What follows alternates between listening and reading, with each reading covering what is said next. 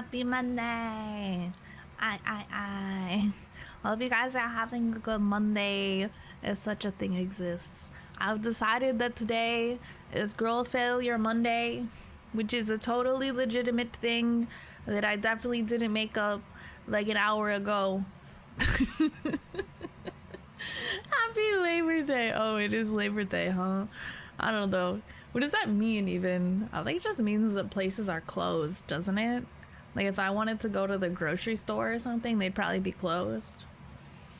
I don't know. I don't leave the house. I don't know. Freedom Day? It's Freedom Day? Why is it Freedom Day though? It's not like just American. Canada has it too. Is that... Did you guys not work today? So maybe it was a good Monday then. I don't know. Every Monday is the same for me. I didn't even know it was Labor Day weekend until I guess last night. Somebody was shooting off fireworks randomly and I was like, why the fuck would somebody be shooting off fireworks like 1st of September? I was like, what is going on? But I was like, oh, Labor Day, I guess. I don't know why you would shoot off fireworks for that. It's not really a fireworks kind of holiday in my opinion, but you know, go crazy, I guess. What the fuck is a kilometer? It's a fucking kilometer. It's 1,000 meters. What is a meter? 100 centimeters. What is a centimeter? 10 millimeters. You know, see how we have multiples of 10, multiples of 100, multiples of 1,000. Very demure, very mindful, very considerate, very cutesy. See the way none of y'all units match and make any fucking sense? Not very demure, not very mindful, not very considerate.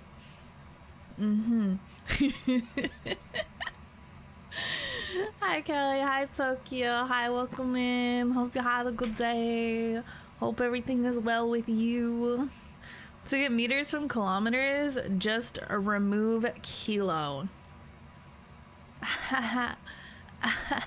You guys are so funny. You guys are just like so hilarious and so funny, and your jokes are so good. Oh my god, it's so crazy how you guys have no bitches. Oh my god, because you're just like so funny. Why do y'all find that demure shit funny? I don't know. I just like saying stupid shit that I hear on TikTok, honestly. I don't even fully know the original context. I've just been hearing everyone say it, and I just think it sounds fun, so I use it. I don't know, you know, I see something online because I'm a chronically online little creature, and then I just incorporate it into my completely fucked up, shitty vocabulary and make it even worse than it already was somehow. Basically, that's it. TikTok corruption in 2024, exactly. It's funny because I don't even spend that much time on TikTok anymore, but all the TikTok references make their way to Twitter, and I always see them on Twitter nowadays. I honestly mostly go on Twitter. Sorry, I mostly go on TikTok these days to see all the videos that I've been sent in my DMs. Mostly it's just my sister and Nikki. They send me a lot of TikTok videos, so I gotta open TikTok once a day and see what they've sent me. I'm like, okay, what kind of nonsense am I gonna have to look at? And then sometimes I'll scroll the TikTok For You page for like 10 minutes or something in bed, but I really don't spend a lot of time on TikTok these days. But yeah, all the TikTok references make their way onto my Twitter anyways, and they get ingrained into my brain.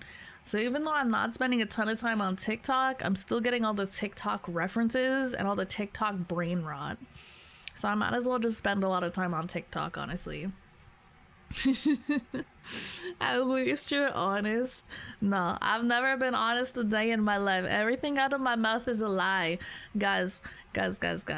My real name isn't even Callie Kazahana. I literally made up a fake name. That's peak not honest. Guys, this may come as a surprise to you, but I am not actually an anime girl. I know, absolutely shocking, guys, absolutely shocking. And Yeah. It may come as a surprise too. I don't actually have pink hair. I know. Shocking. Truly shocking indeed. And I don't wanna break your immersion or anything, but I don't have dragon horns IRL. I know your immersion. Oh my god. What are you? You are Asian though? Guys, I'm not Asian. Bro, I'm like the whitest bitch you ever met. I'm always saying, bro. I'm basic white girl. I'm literally the most basic white woman you've ever seen. All right? Picture like basic white girl, like Lululemon leggings and, you know, like oversized hoodie, iced coffee in hand, you know, messy bun, you know, all that shit, okay? Literally just Google like basic white woman NPC, and you'll see what I look like more or less. She's a ghost. I am a ghost. I'm not that pale. I'm not that pale. I'm like pale, but I'm not like that pale, okay? You know. I've got like some color to my skin. I'm not like translucent. You can't see like every blood vessel underneath my skin or something like that, okay? I'm pretty pale though. Especially since I don't go outside. I used to have a bit more of a tan when I was younger, especially in the summer, because I would actually go outside and do stuff with my friends and stuff when I was younger, so I'd get a bit of a tan, right? Nowadays I don't go outside. I don't do that. I'm very much a creature of my pewter and the indoors, so I don't really get any tan. I don't really get tan anymore because I don't go outside in the sun, and so I'm basically like as pale as I could be, essentially. You are your model, bro. I wish I was. I wish I was this cute. I wish I had cool pink hair and like bright blue eyes and cute outfit and horns. I think that would be very cool. Make me look very cool IRL. Sadly, I am not an anime girl IRL. Truly a disappointment, not just to you guys, but to me. If it was up to me, I would be an anime girl IRL. My doctor told me I have a vitamin D deficiency because of lack of sun exposure. That's crazy. My doctor didn't tell me anything because last time I talked to my doctor, the phone call lasted 5 minutes and then they dismissed me, and I felt really bad about that.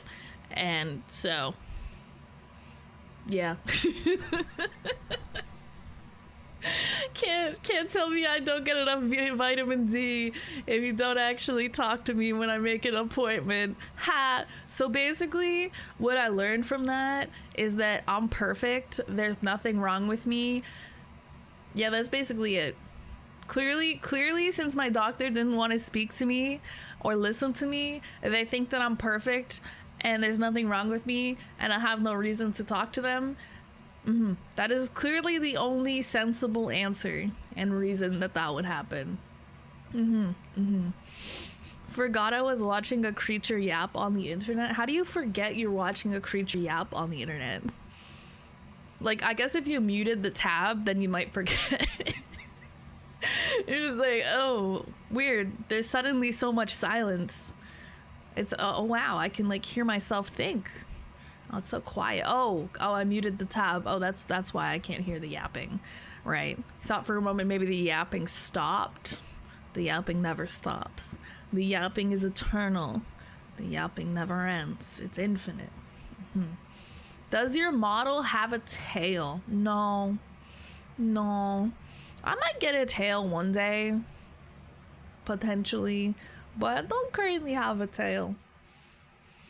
No tail. No wings. Just the dogs out. Just the feeties. You can think of this as like my mostly human form. I might get a more dragony form in the future that includes like wings and a tail.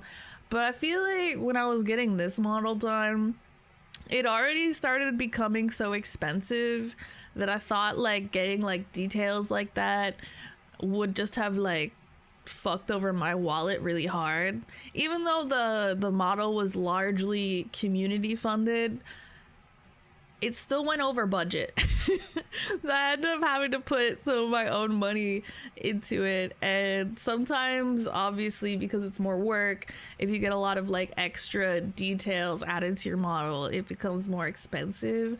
But I do have some ideas in mind, especially incorporating some potential lore and stuff, you know, and then putting like the wings and the tail and stuff into things. So I'd like to do some fun stuff like that someday.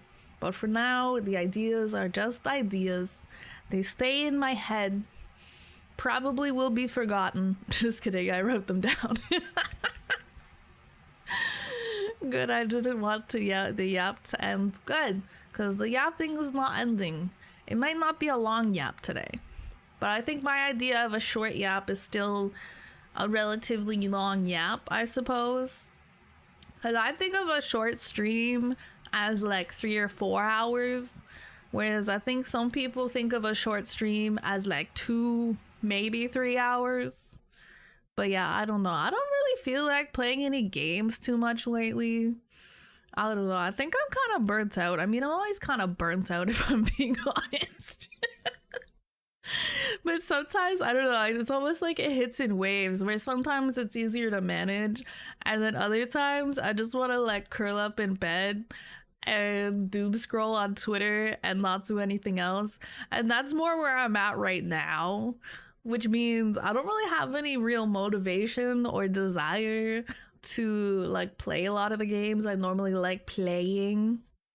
And I've been doing like my gacha dailies and whatnot to some extent, because I can do those pretty mindlessly, and a lot of them I can just kind of click a button and then it auto battles for me, so I don't really gotta do much besides like log into the game and click like 2 buttons. But like all my other games, I just don't feel really motivated to play, especially on stream. And so I'm like, I don't know, we'll just do some yapping. And you know, if motivation possesses me, maybe we'll do something.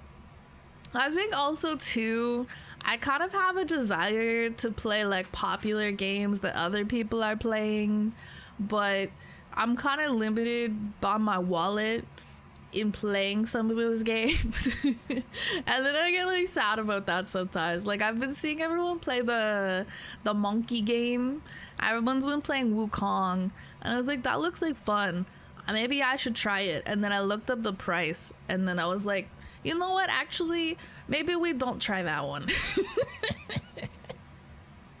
maybe we do just chatting. Just chatting is free. Just chatting costs us no money. We should all meet up and drink poison. I like your idea. That was a based idea. What do you guys think? Are you guys going to TwitchCon? We meet up at TwitchCon. Just kidding, I'm not going to TwitchCon.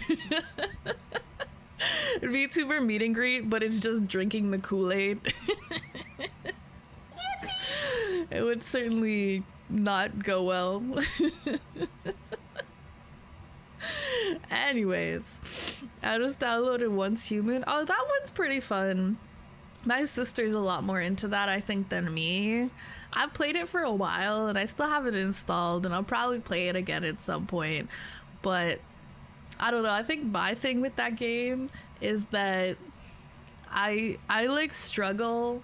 I really want to build a cool house in that game, and I did build a kind of okay house.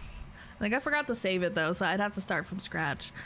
And I want to build like a cool house and make like a cool little territory and do like cool aesthetic stuff, but I struggle a lot with kind of planning how to execute that. I can't really envision what I want, And then I don't know. So trying to figure out what I want to do, it just hurts my brain. I wish somebody else would do it for me, and then I could just be like, okay, I kind of like this, this, and this, but could you change like this, this, and this? I don't know. Don't know how to plan big picture stuff, I suppose. Do you have a console? What do you mean by a console? Not really. I don't have like a Xbox or PlayStation or anything. I do have I have a Wii somewhere. I have a Nintendo Switch. I have a Nintendo 64. I'm pretty sure all of those have adapters too, so I could like stream those things. I just always forget that I have those, and then I don't do that.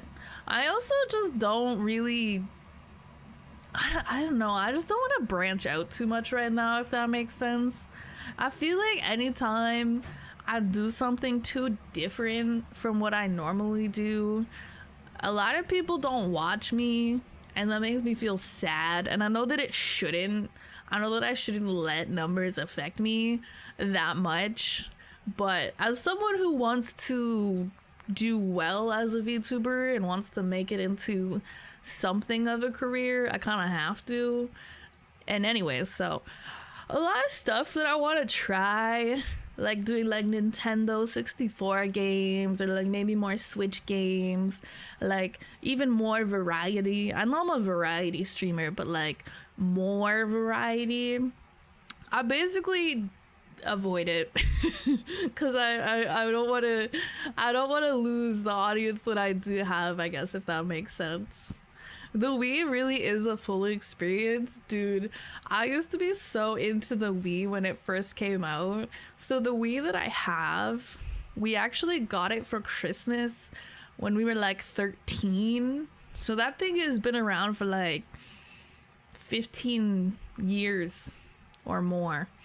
And yeah, so when we moved out, like when we went off to university, me and my sister, there was really no use of my mom keeping it at home. She was like, you can just take it with you. I'm not gonna play it by myself.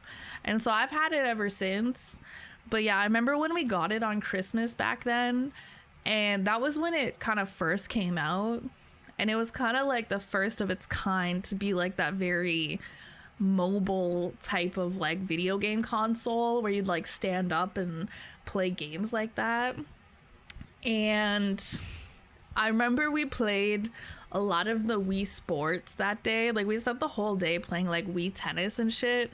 And I remember the next day my arm was so sore. And I was like, is this what guys feel like when they jerk off too much? Or you would just wake up the next day and your arm is sore? Maybe it'd be more your wrist, but yeah, my whole arm was sore from like swinging the freaking Wii thing like it was a tennis racket. Actually crazy.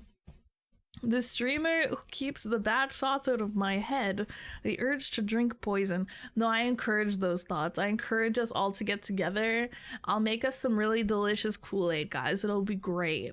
I'm joking. I'm joking, by the way. Take it with you and play Wii Sports with your college friends. I unironically would. Not kidding. Like just get the homies together and play like the Wii games. I actually had a lot of Wii games too, and not just like the Wii Sports. We had some other ones. I know I'd have to check. I still have all of that stuff. I think we had like a Spyro game or two. I think when How to Train Your Dragon came out, they made like a Wii game for that. I think I have that somewhere. That was low-key fun. That was kind of a banger. I think I have, I'm trying to think what other games. Oh, we have like some Just Dance games, and we had like Guitar Hero and stuff. I don't know if I have like the guitar thingies anymore, because you would get like the physical little guitar with the buttons, and then you just stick the Wii remote in it, and then you just play the little guitar with the buttons and like the little, I had that at one point. I don't know what happened to that. I feel like I still have the games, but I don't know if I have the guitar. But that's kind of fun. If I could find the guitar thing, I think maybe that'd be fun to play on stream one time. Maybe I could make my sister 1v1 me, but then we'd need 2 guitars. I don't think we have 2 guitars. Hi Raptor, hi, welcome in. I prefer Mountain Dew. Wait, you prefer Mountain Dew to what? Was there something I missed? Y'all got like favorite sodas, favorite drinks? I'm not really a soda enjoyer. I also don't drink a ton of juice, but you know I like my iced coffee. But for like juice and stuff, I kind of stand by apple juice. I'm a big apple juice enjoyer. I don't know what it is about apple juice, but that shit just be hitting. For soda, probably root beer is a top for me. Big fan of root beer. Also like orange soda. It depends on my mood. It depends on what I'm in the mood for. Because sometimes I want something more like root beer. Other times I want something else. So like orange soda or like a Sprite or something. Honestly, all soda is pretty good. It's all sugar. And I like sugar. I have a sweet tooth. I love me a sweet little treat. A little sweet treat. Not me with a hard drive plugged into my Wii and have it soft modded to play any game. That's a thing? That sounds too complicated for my little pea brain to understand. I haven't used my Wii in so long. I'm pretty sure when I moved in here, I hooked it up. I'm pretty sure I have my Wii in my living room. I also think I have my Nintendo 64 in my living room, like where my TV is. I think those are all plugged in and hooked up, so I could play them if I wanted to. And then my Nintendo Switch I keep in my room because I've played Nintendo Switch games on stream, so I usually have it hooked up to my computer or easily accessible to hook up to my computer. But I don't play a lot of console stuff. I don't really have much for console. I've never had like an Xbox or a PlayStation or anything, so I've never been a big like Xbox or PlayStation gamer. So I don't play a lot of games on controller. I do have a controller for when games kind of require it, but I don't use it very often. Did you have Mario Kart Wii?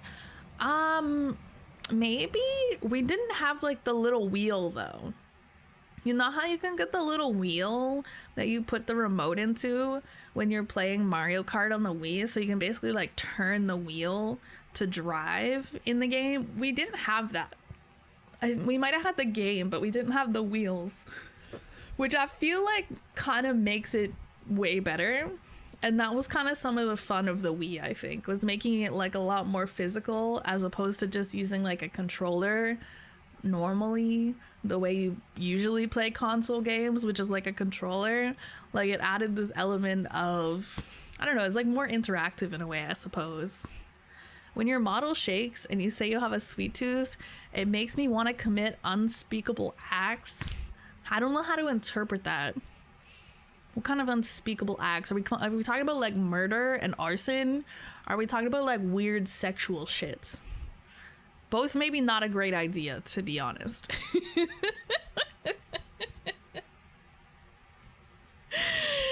Sex, what's that?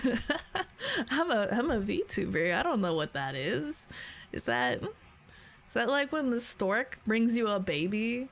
Is that like when you write a letter to the stork that you want a baby and then you get a baby? Is that what that is? My almost incomprehensible sarcasm. I feel like that's me sometimes. I feel like sometimes my sarcasm is very dry and it sounds almost like I'm not being sarcastic. I've tried to be more dramatic with my sarcasm in recent years because I remember when I was younger, I'd have friends tell me they couldn't tell if I was being sarcastic or not. Like I thought I was being kind of obvious that I was being sarcastic, especially like with some of the things I would say. I was like, there's no way they can think that that's serious. But I think sometimes the execution of my sarcasm is really, really monotone and really dry.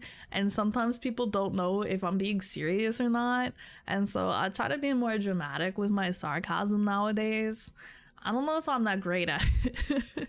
Because I really love like dry humor and like dry sarcasm sometimes. I think it's kind of funny, but also I don't want to confuse people either. It's the yapper. That's me. That's me. I'm the yapper. Hi. I want to buy you a $1,000 cake. That is a very expensive cake. Who needs a cake that expensive? Is it expensive because it's really high quality, or is it expensive because it's very large? Or maybe a bit of both. That's like really expensive. Doesn't a wedding cake cost like a few $100s? I'm trying to think how you would even make a cake cost like $1,000. I feel like there's so many way better things you could do with $1,000. I could pay my rent and then also get a little sweet treat and then also commission an art or something. buy a new white shirt to add to my collection of white shirts. Maybe even a couple white shirts to add to my collection of white shirts. You know, I could do a lot with $1,000. If that shit is 1K, it better be fucking both. Like, I just feel like that's so expensive. Even wedding cakes, which I think they hike up the price as soon as you say the word wedding. Pretty sure even those only run a few $100s. And they're pretty big, depending on the wedding. Like, a lot of people have these wedding cakes that are like 3 or 4 tiers tall. And I'm like, how many people are y'all inviting to your wedding? How many people are gonna eat this cake? Because I don't know. If I had to plan a wedding, I think I'd have like 6 people that I'd invite. Like, I don't know. I don't have a huge family or anything either, so maybe that factors in as well. But I don't know. Like, people have weddings with like 200 or 300 people. And I'm like, how do you guys have 200 or 300 people that you would invite to a wedding? I guess if you have a really big family, like, that could do it. But I don't have a very large family. I have like two aunts and uncles. I might have like 1 living grandparent. I have like 4 cousins. Like, like that's like, I'm pretty sure if I invited every family member that's like, you know, not like a 3rd cousin or something, it'd be like 10 people. And it's not like I have a lot of friends either, so like, I'm pretty sure if I tried to put together like a wedding, it'd be like 20 people max. I guess if everyone has a +1, maybe it'd be like 30 or 40 people at, you know, absolutely crazy huge wedding. But I don't even think I'd have a wedding. Even if I was gonna get married, I don't think I'd do like the whole wedding thing. It seems kind of pointless to me. The cake sounds delicious though. You know what, honestly, if I was ever gonna get married, I'd go tell them we're having a wedding. You know, when you go to a cake place and you tell them you're getting married and you're having a wedding, and they give you like some samples of cake to try if you say you're considering having them at your wedding, right? Maybe you have to pay for the samples, but still, I'd do it. Get some delicious cake. No Taco Bell wedding anymore. No, we don't fuck with the Taco Bell. We get I'll go get married in the IHOP parking lot, the Waffle House parking lot at like 3 a.m. I feel like that's more my vibe anyways. Get married in the Waffle House parking lot at 3 a.m. on a random Tuesday or something, you know? It'd be kind of funny. Imagine the wedding pictures. Wait, it'd be like so funny though. Imagine getting like all dressed up, all fancy and shit, and taking wedding photos outside of the Waffle House. Framing that shit, putting it in your living room. that'd be great. That'd be great. I don't think we have Waffle House here though. I think that's like American. I don't know if Canada has Waffle House. We getting married at Arby's? Wait, low-key? Low-key kind of cooking with that idea. I'd unironically get married at the Arby's. Be like, yo, can I have some free curly fries? for getting married here. They'd be like, why would you get married here? I'm like, I don't know. Bored. It's cheap. It's cheaper than renting out a place. I don't even know, where do people normally get married? Churches? And then they have like a reception somewhere? I don't know. I haven't been to a wedding in a while. I think the last time I went to a wedding, I was like 16, 17 maybe. And it was, I think it was my mom's friend slash coworker. And she brought me and my sister. She got like a, well, she probably got a +2. Or maybe we got invited to. I don't remember. It was a long time ago. And yeah, so we got brought to a wedding for a person that I didn't know super well. But it was interesting. I got free food, so you'll never catch me complaining about free food.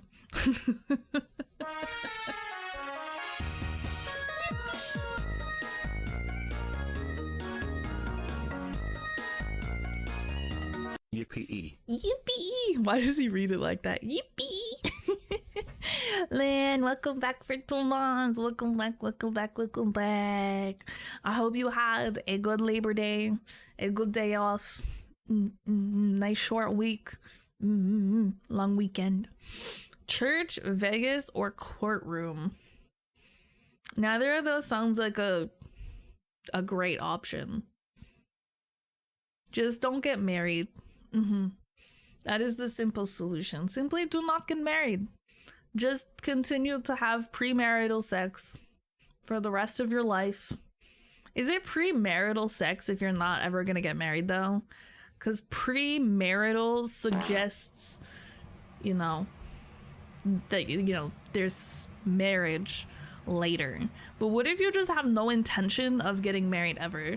Then it's not premarital. It's not pre anything. It's just sex.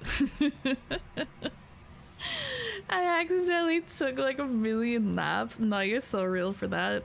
I love naps. I wish I could be napping right now, but it probably wouldn't be good for my sleep schedule anyways. But I slept kind of late today.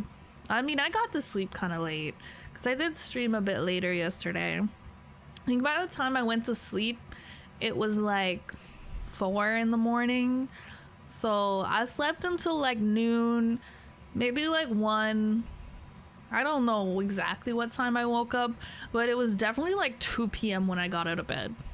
I definitely girl rotted for an hour or so before I got out of bed. Gotta do the daily girl rot before I get out of bed. It's just like me scrolling on my phone and my cat hangs out with me and I pet my cat and scroll until I feel less tired. I feel like I can physically remove myself from my bed. It takes some time. VTubers are fucked. You don't want that. Wait, I need a VTuber wife? Why would you need a VTuber wife? Why would you want a VTuber wife? You're basically asking to be married to a creature. Somebody who just contributes nothing to society, doesn't leave the house. Good chance they don't cook very well or clean very well. Basically, yeah, that's basically what you want. Is that really what you want? You'd be better off getting like an AI girlfriend. I'm not making a very good case for myself if I ever want to get married. Be like, yo, okay, I know I said VTubers would be like horrible people to get married to because they like can't cook or clean and they don't leave the house and they don't have any friends and all this stuff. But like, hey, hear me out. I'm different. I'm not like the other VTubers. I haven't nearly burnt down my kitchen trying to cook yet. It could always happen, technically speaking, but it hasn't happened yet.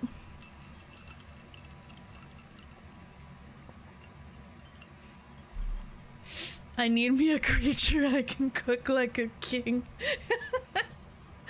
That's the vibe I need someone to bring to the table with me. I'm gonna to see someone just cook and clean. I can do those things. I just don't like to. Or alternatively, I am willing to do those things if I find myself someone who makes good money and they want to be like the breadwinner, and then I can just be like a little creature, right? I can do my little VTuber thing, and then since I usually do my little VTuber thing in the evenings, during the day I can do some cleaning, you know, I can do some tidying, I can make a meal, you know, I can cook a little bit, I could do that, and then I can be a little creature on the side. Alternatively, if I just make a lot of money, then I can get a house husband. Either of these is a good option for me. I am very flexible in this way. I can be the breadwinner if I make enough money and then have a house husband, or if somebody else wants to be the breadwinner, I can be a stay-at-home cat mom and a creature. I can work that into my schedule.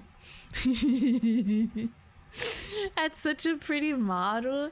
Thank you, thank you, thank you, thank you. My mama made me very pretty, very pretty, very pretty.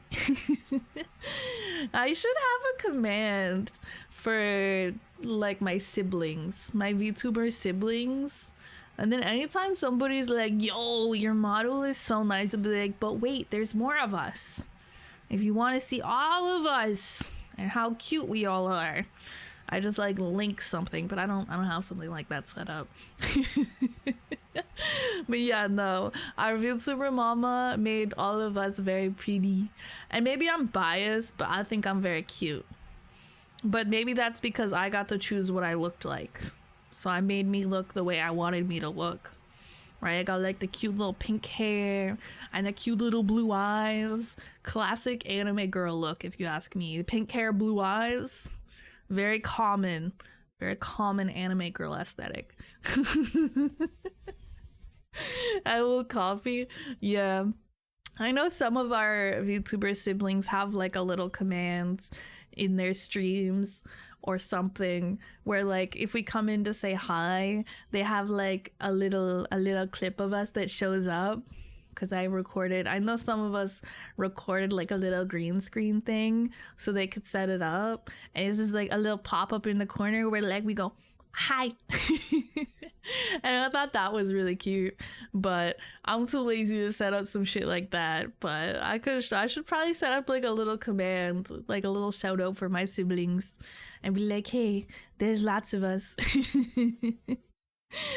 I'd have to do some testing, but could figure out how I used to do it. Wait, how you used to do what? What is bro talking about now? I'm missing something. I missed something. It's okay. Nothing matters. White hair, blue eyes, most common? Oh, I don't know if that's the most common. I feel like I see that a lot with male characters though, for sure. Like all of the classic like hot dudes that I think of from animes, they all have like the white hair and the blue eyes. I don't know why that's such a look. White-haired anime men go hard, I guess. I can't complain. I'm not complaining. Blue eyes, white dragon.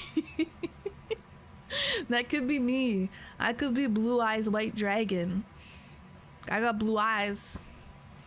I'm pretty white too. The showdown style command stuff. Oh, I could probably figure out pretty easily how to do it. I just didn't think about it before now. I just guess I don't know what the best way to do it would be. I'd think about it. Can't wait to forget that I ever said that. Have them obnoxiously walk across the screen. Wait, that'd be so cute. That would work well if everybody had like a little dude, like a little animated dude. I don't know if everybody has a little animated dude, but that would be very cute. Just like someone comes in and says hi and then they walk across the screen. Kind of like a stream avatar style little dude, like a little pixel dude. That'd be really cute. I want to be a pixelated little dude, like a little Tamagotchi version of myself. I think that'd be very cute. Like, you know how people have stream pets? I think that's what they're called. And it's like a little dude that's just in the corner. And I think usually you can link it to commands. And so you can give like the little stream pet a snack. You can do like exclamation feed, and it gives them food and stuff like that. I don't know what other ones there are, but I think it'd be really fun to have something like that, except it would just be like a tiny version of me, and when you feed me, you give me iced coffee. Be like yummy food, but it's just iced coffee. Make them fight, make the little dudes fight. Wait, that'd be so funny.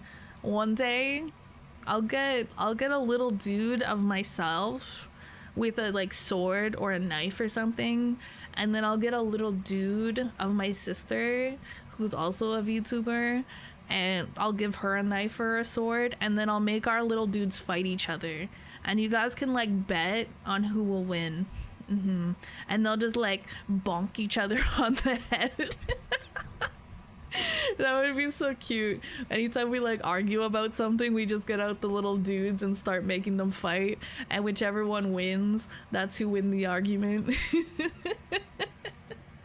Thanks to the idea, I'm gonna get a stream pet. No, they're super cute. You can also, if you don't have like the funds to get like a custom one, you can buy like little pre-made stream pets on Etsy and probably other places. But if I was gonna get one, I think I'd want a custom one. Either like a little pixelated dude that's just me, like a little Tamagotchi, or a little dude that's like my mascot Kyle. But yeah, you can get like little pre-made ones that you can set up just off Etsy and stuff. And yeah, they're like fun. I just like little cute interactive stuff like that, to be honest. You have a mascot? I do. He's a mascot slash friend. Here, let me pull him up. There, see that little guy floating over there? That's Kyle. He's a dragon. I made him of ice and magic to keep me company. I guess I haven't really had him on the stream too much lately, because I've had like my little dude. But yeah, that's Kyle. I don't have a lot of art of him. He's also on my like starting soon screen and my BRB screen. The art for that, he's on there with me too. Here, wait, I'll switch to the BRB screen for a second. You can see.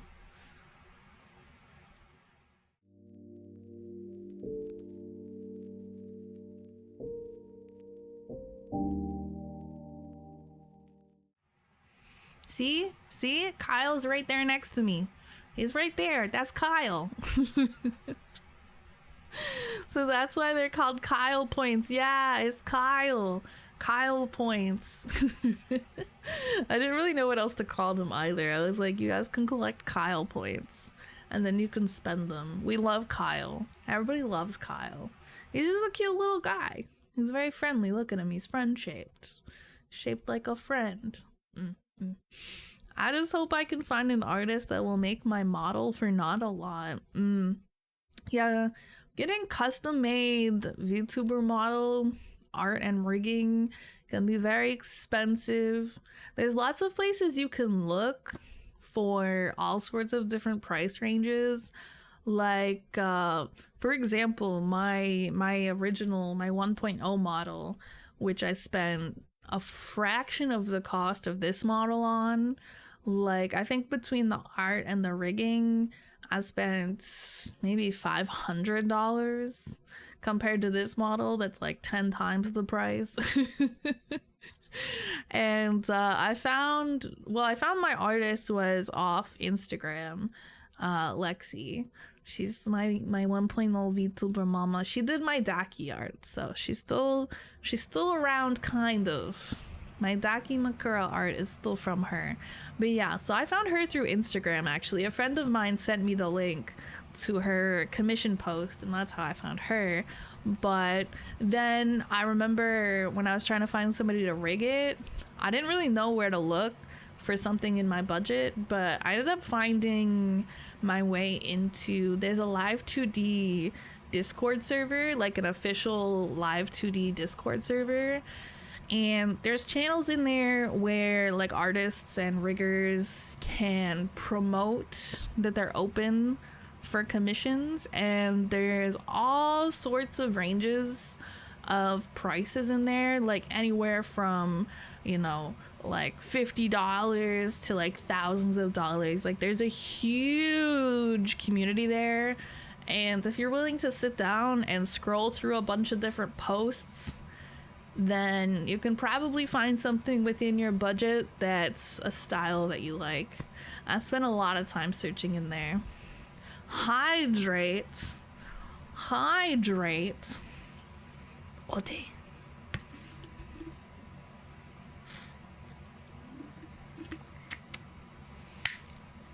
I just made Twitter lists to follow artists and riggers I've kept for like the past 2 years. Yeah, I mean, a lot of the artists and riggers that I have sort of saved. So me and my sister, since she's also a VTuber, we have a little Discord server just for the two of us. And it's basically just a place for us to put ideas, and we have channels for like artists and model riggers and people on Scab and VTuber assets and all sorts of different stuff in there, basically like that. And a lot of the artists and riggers that I save are like people like dream riggers and artists that are like kind of expensive, but I want to set them aside so that, you know, they're easily accessible if I ever find myself with like a ton of money to spend and stuff like that, right? So yeah. I don't have like a huge range of stuff set aside, because a lot of what I set aside is stuff that's more like, you know, someday I'd love to commission this person, you know. But like there's lots of places where you can find some very budget friendly stuff. There's always like places like Fiverr as well, but I think the main issue with places like Fiverr these days is that sometimes it's hard to tell if somebody's post is like a real person or like AI and stuff like that. I feel like Fiverr used to be really good for finding somewhat reasonably priced art commissions of all sorts, but I haven't used it very recently because I remember last time I was trying to look through it, there was a lot of like AI stuff. I didn't like that, and sometimes they don't really say if it's AI.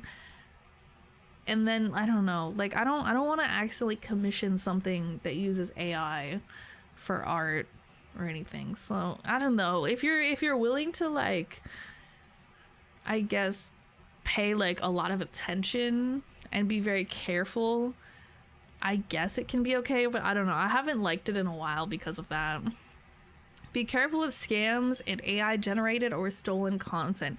Yeah, I've seen so many posts of people like just like straight up stealing like people's like models and model art or reference pages and posting them on Fiverr and advertising their services using other people's art, just straight up. And it's so funny, they'll do that with like really popular VTubers like designs and art as well. And it's like, dude, it's very easy to fact check if you spend any time at all like following VTubers. Like you'll know immediately. It'd be like, don't, like it'd be like literally like Shy Lily's model or something. They'd be like, oh yeah, like offering VTuber model art services, and it's like, I know for a fact you did not make this.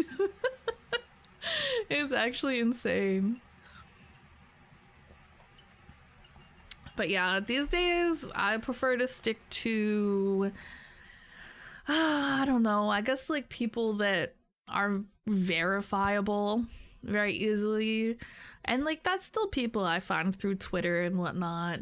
And I guess VGen's a pretty good place for that nowadays. I don't know how easy it is to find people through VGen itself.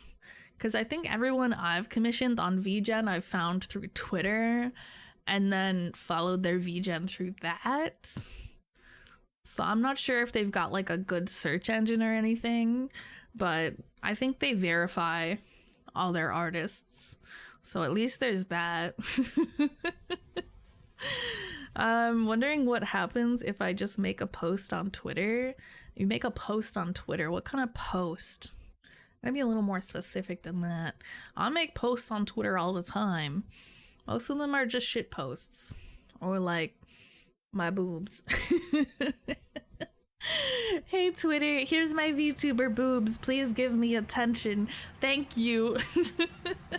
Average VTuber, am I right? Ugh. All they do is post boobs for attention. Like, ugh, have you tried making actual content? No, that's boring and a lot of work. Please just give me attention for my boobs. I'm tired of working hard. Simply give me $10,000 to my PayPal for showing you my VTuber boobs. Thank you. I no longer wish to work hard. I wish to girl rot like the girl failure that I am. Looking for an artist? Oh no, don't do that. You're gonna get all the scam bots in your fucking comments, bro. Never say the words looking for artist, looking for art commission in a tweet. It's the same thing if you type in like if you make a tweet like, oh, I need a sugar daddy, and you got all these like bots in your DMs and your comments. Absolutely not. Stop calling yourself a failure. Why? I consider myself something of a girl failure. Partially I'm joking, but I feel like I give the vibe of a girl failure. You know, like somebody who just kind of, I don't know how to describe it. I'm just being silly. I'm just being silly when I say that. But also I wouldn't consider myself extremely successful or anything either. So I feel like it's fairly accurate. I'm just a girl. I'm just a girl. I don't know. I feel like, I don't know. I don't like to say that I'm like a failure per se, but maybe my expectations for myself are too high, but I don't feel like I've achieved what I've liked to achieve in a lot of things. And I feel like some of that probably stems from like I was very, I mean, I'm like your classic gifted kid turned like burnout little creature kind of vibe. And so I was very like academically successful when I was younger, and I learned to put a lot of value on achievements and whatnot. And I feel like it's difficult to get out of that as an adult, especially when you're not in school anymore. I don't have academic achievements to fall back on anymore that I can like feel good about something. I just have being an adult, and I don't know how to describe it, but it's hard to feel like you achieve things as an adult, right? I don't know. Because I know some people consider success being like getting married and starting a family, and they would consider themselves successful if they achieved that, but that's not me. And some people would consider success if they made a lot of money or, you know, had a job that they really liked and made a living that way, which I guess if I went by that measure of success, still not particularly successful. So I don't know, but I don't know. I like sit at home all the time. I don't really go anywhere. I don't really do anything. I'm kind of like a little creature online. So I don't know. I like to say girl failure as like a silly kind of thing, right? You know? When you don't follow the traditional script for life, you have to make your own, which is hard. Yeah, exactly. So I guess by like a traditional standpoint or viewpoint, like I am kind of a failure in a lot of ways, especially even for what I expected for my own life when I was younger. Because obviously, when I was younger and thinking about what I was gonna do when I was a grown up, and you know, what my job would be and how my life would be, like, this is not really what I pictured, right? Because obviously back then, I doubt streaming and Twitch probably wasn't even a thing when I was growing up and thinking about what I wanted to be when I grew up. And I also didn't know about streaming and VTubers and much about content creation myself until maybe like 4 years ago. So it's hard to decide what defines success when you don't follow what other people normally think of as success. I still would consider, like, if I made a good amount of money and was like financially stable, I would consider that success for sure. But even by that metric, I'm not succeeding just yet. That's not successful. Living life is true success, and you are definitely living life. You amazing iced coffee drinking creature.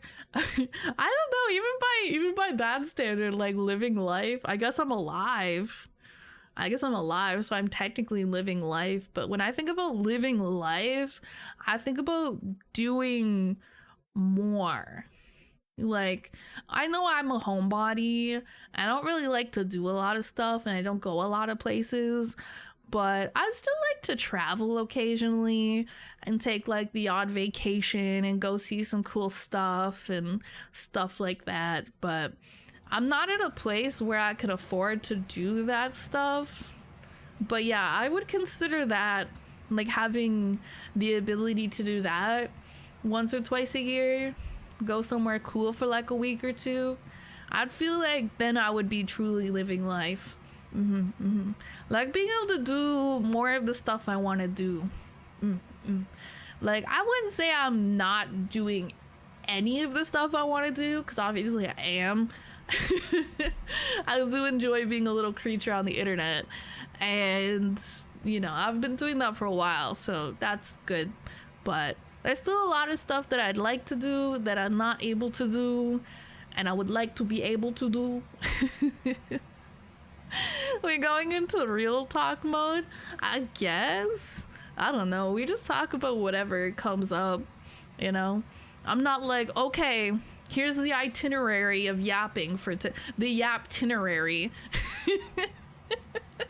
I pull up like a PowerPoint. All right, guys, these are the topics we'll be discussing today, and it's like a bullet point list of things I want to talk about on stream.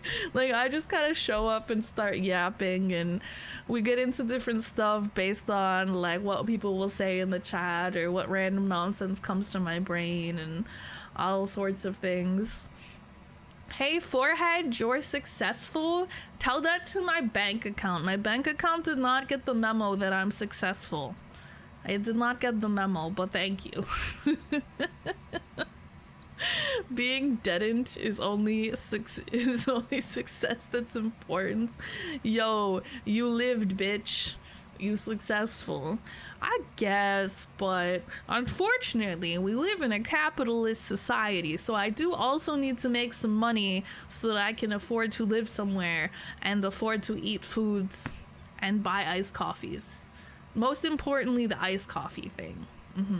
That's the real reason I want to make more money, is so that I can afford more iced coffee. That's really all that matters. Success to me is being content and surrounded by people who love and support me and being able to reciprocate. I have goals and aspirations, but they aren't the worth of my life. That's a good way of viewing things. I guess I've never really thought too much about like interpersonal stuff as a measure of success, because I'm pretty introverted. I'm a bit of a loner to some extent. Obviously, I have a couple friends and I have some family and stuff, But I feel like no matter what, I always come back to needing some sort of financial stability to feel successful.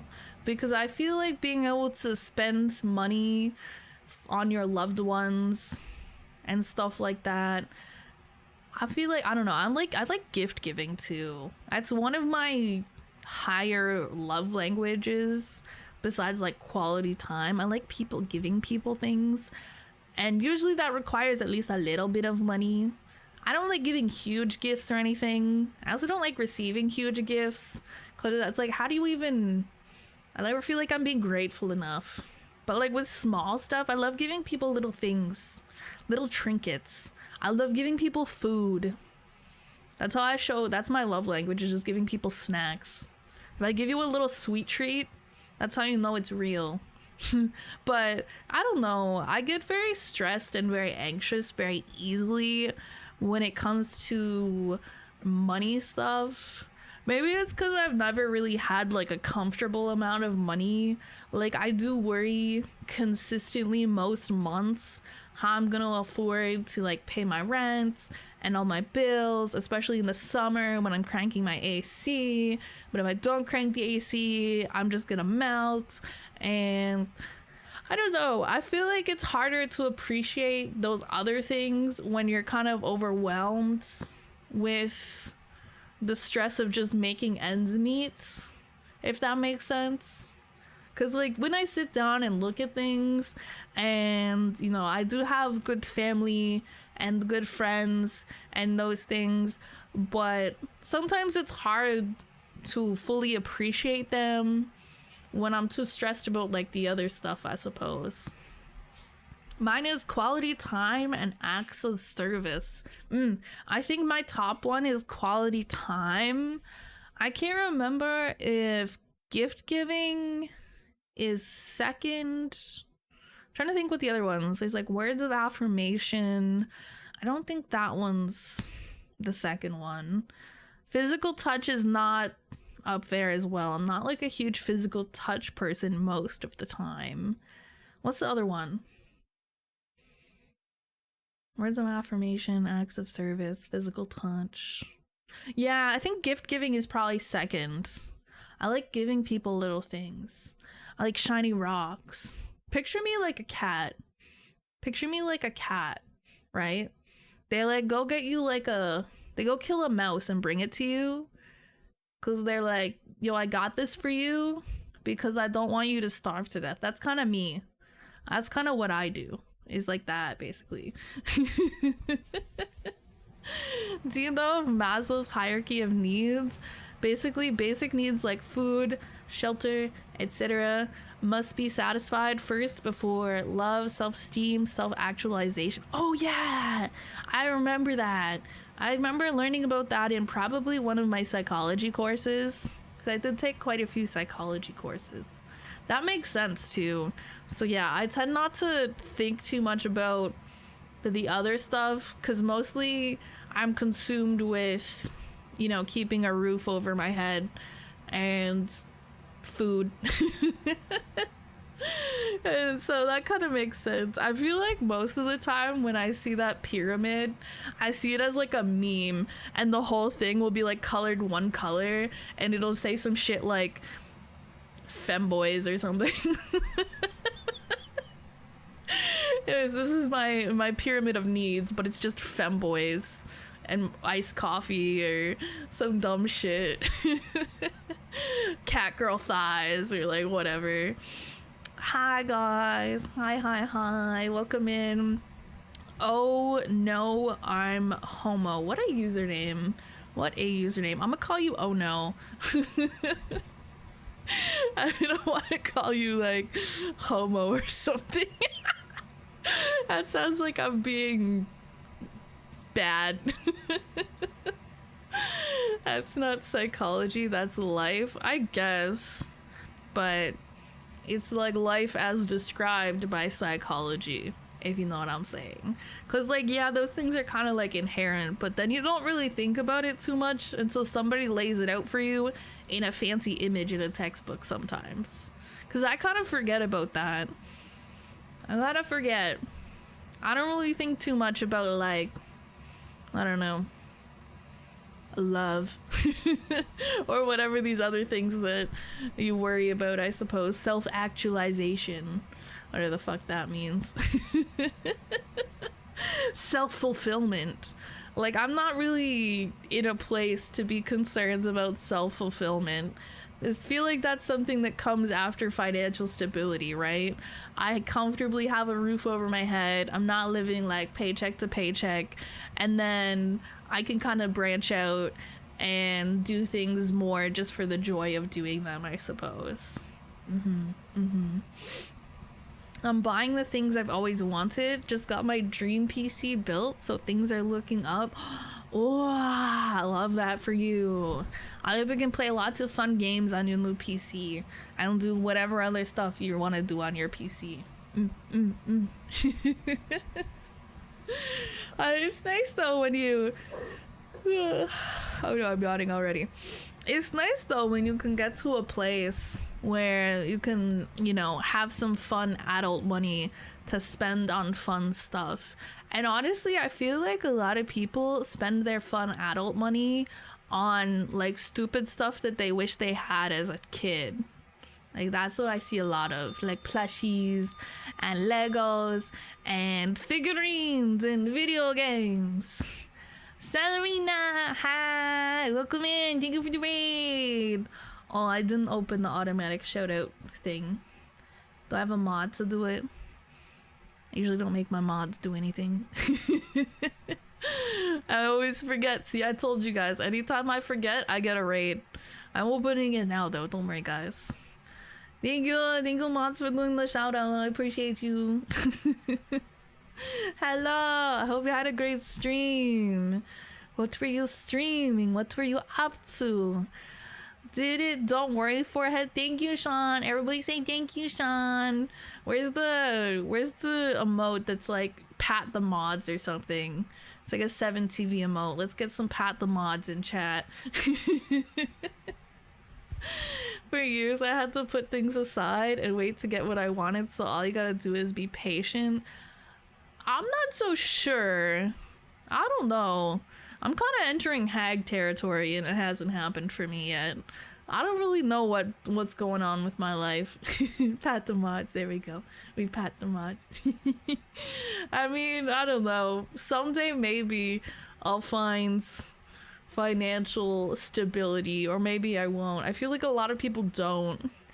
I would like to be optimistic, but realistically, the way the economy is right now, a little concerning.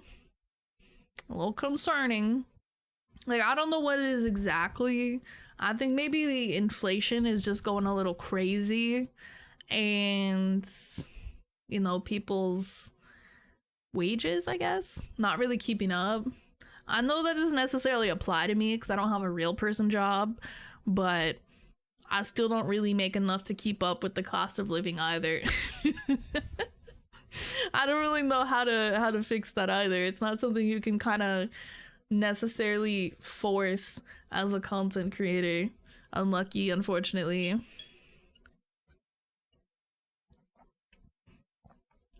What is like the amount that you need to kind of live comfortably?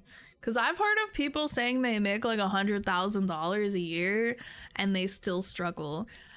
I don't know. I guess that depends too on if you have like a family to support as well, or if you're more like an individual. Like for me, I think if I made like 50K a year, I could be quite comfortable, right? Because I don't really spend a lot of money.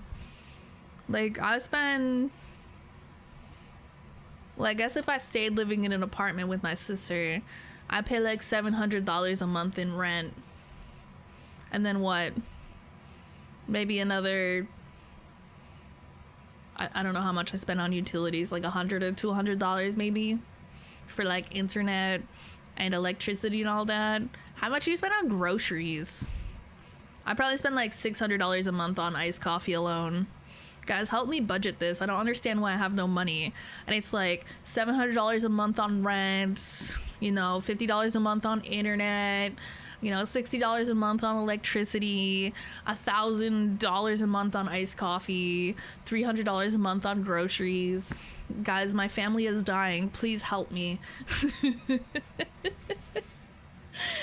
Depends on size of household and location. That's true. See, I can kind of live anywhere for the most part right now. I mean, obviously it has to have decent internet and stuff like that, but I don't necessarily have to live in a specific location for a job or anything right now. So I could just find somewhere that's relatively cheap to live if I was making decent money, but I have no intentions of moving anytime just, you know, soon, because we have a pretty good deal on my apartment where we live now, and it's a pretty good location. It's close to stuff, and I don't have a car, right? So I need to be close to stuff. We also have pretty good public transit, so if I want to get around, I can do that as well. But a lot of the time I just walk places. Let me see your bank statements, and I could tell you after going nerd mode for a bit. No. I do not need anybody looking at my bank statements. That shit is embarrassing.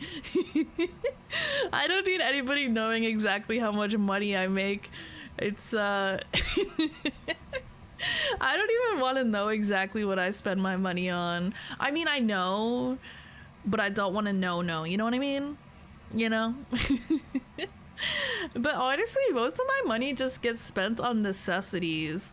And for me, necessities also include some of the stuff online, like some of the subscriptions that I have, right? Like I pay for Spotify Premium so that I have stuff to put on in the background when I stream.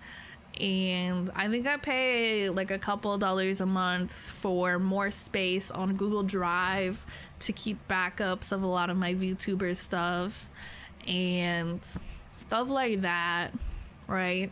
And then most of what I spend money on besides that is just rent, bills, groceries.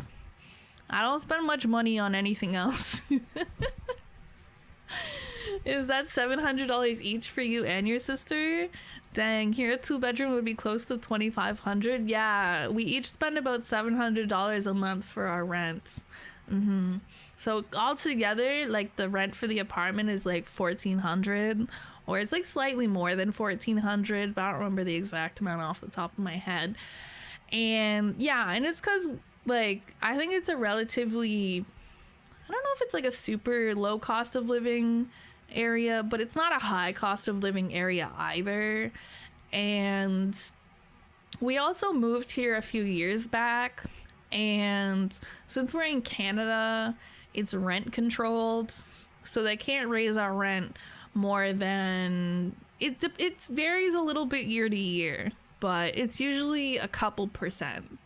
So our rent doesn't go up more than like, I don't know, like $30 a month per year, right? So it's not like they can just randomly raise our rent by like $200. But I think we might get screwed over if we moved into a new apartment, like if we wanted to move and get a different place, because I feel like the price of things has gone up a lot in the past few years. And so I think if we tried to get a different apartment, we'd end up spending more money for something very similar, which is part of why we're also not trying to move anytime soon, because we get kind of like, we have rent control, right? And that saves our asses from getting completely fucked.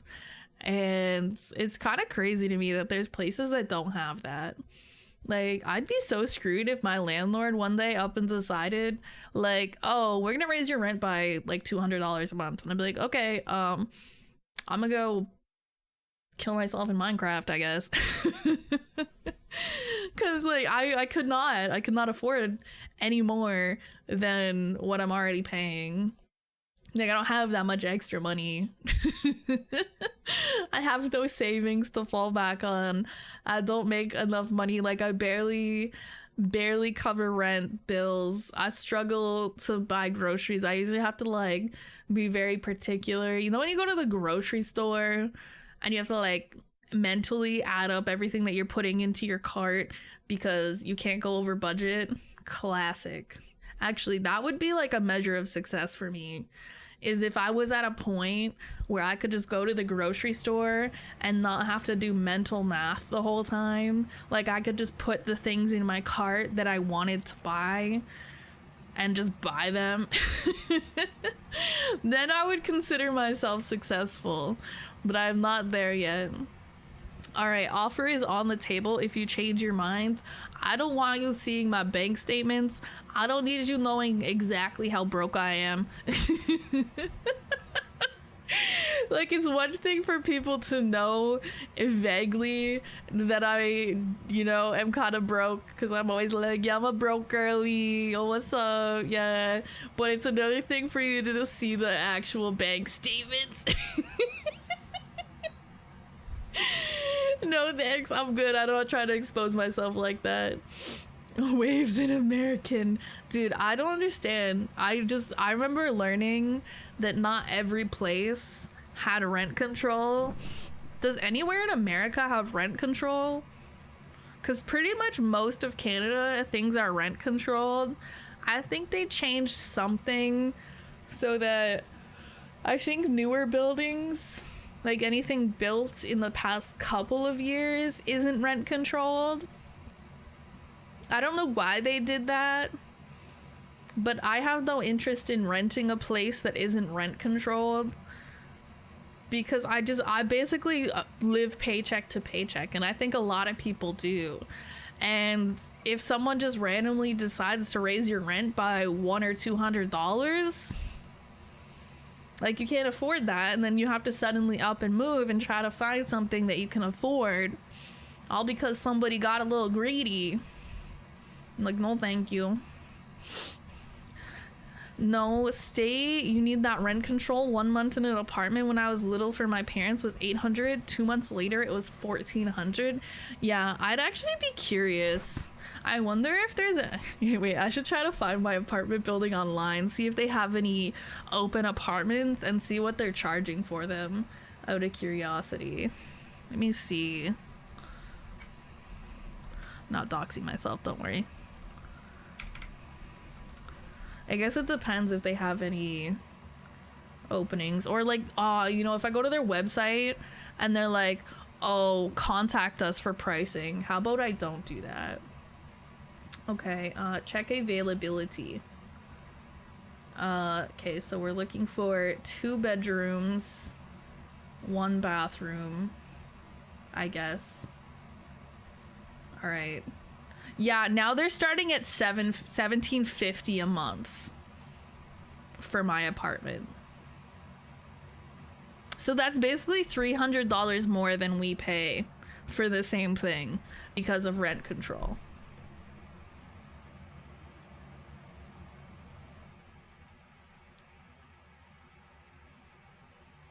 That's fucked.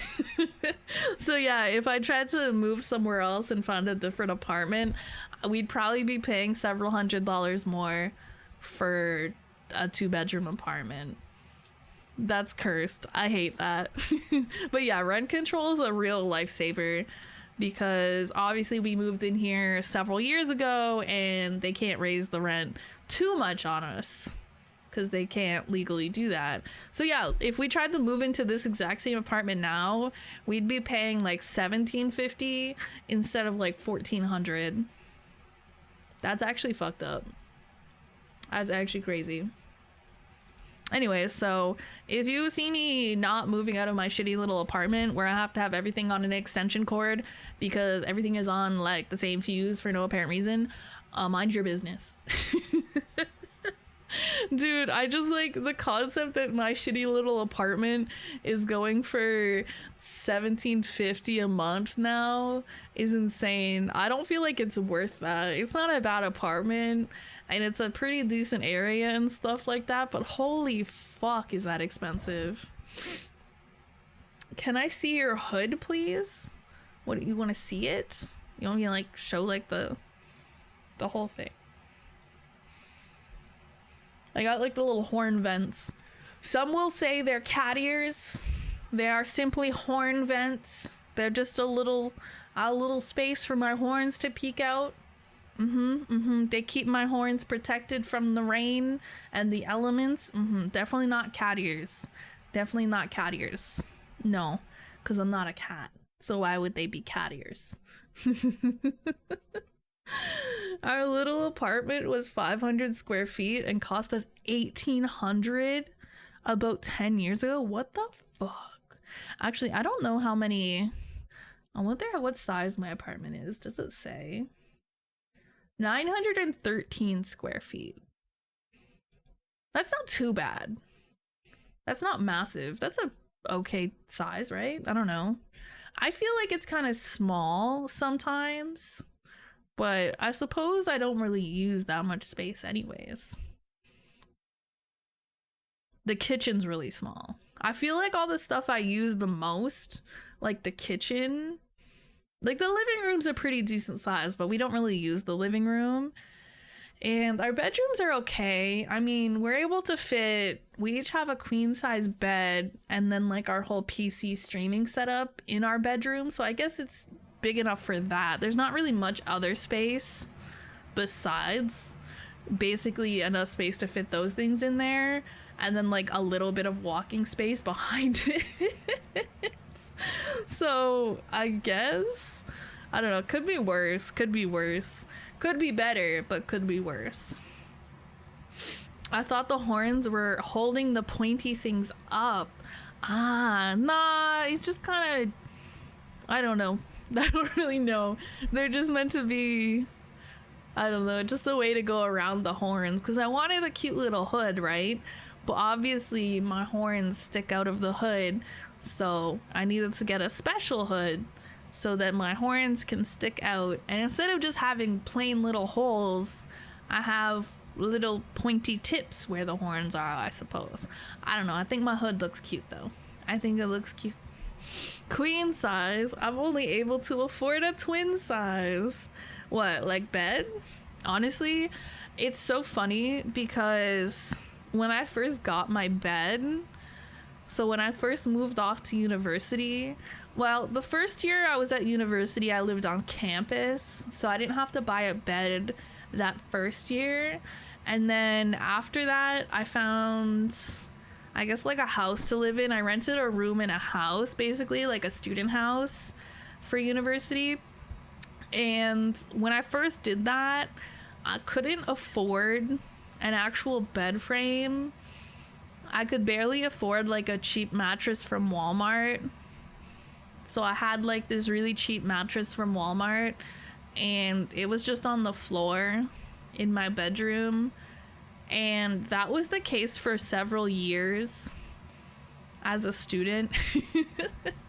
I don't think it was until like much later. It might have been even when I started grad school that I finally got an actual bed frame for my bed. And that's the bed frame that I still have. It's from IKEA. Good old IKEA furniture. W Yap stream. I have to go. Keep being amazing. Have a good rest of your day. I hope you'll have a good rest of your day. Yep, sesh.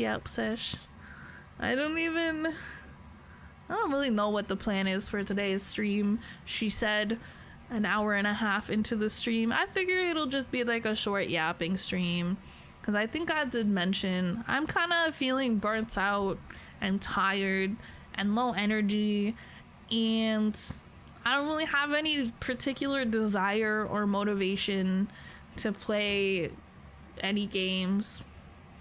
So we'll just do a little yap. And then I have a day off tomorrow. Tuesday is usually a day off for me. So I'll try to just rot a bit, rest a bit. Maybe I'll come back feeling refreshed on Wednesday. I wanted to play, I have to see if Nyx is still up for this, but I wanted to play A Way Out with Nyx this week. And I said we should do it Wednesday because Wednesday is a day where we both usually stream. So I'm trying to see if we can do that because I think that will be fun. Thanks to you, too amazing creature. Thanks to you, amazing chat. Amazing chat. Chat is creature. I am creature. Yum.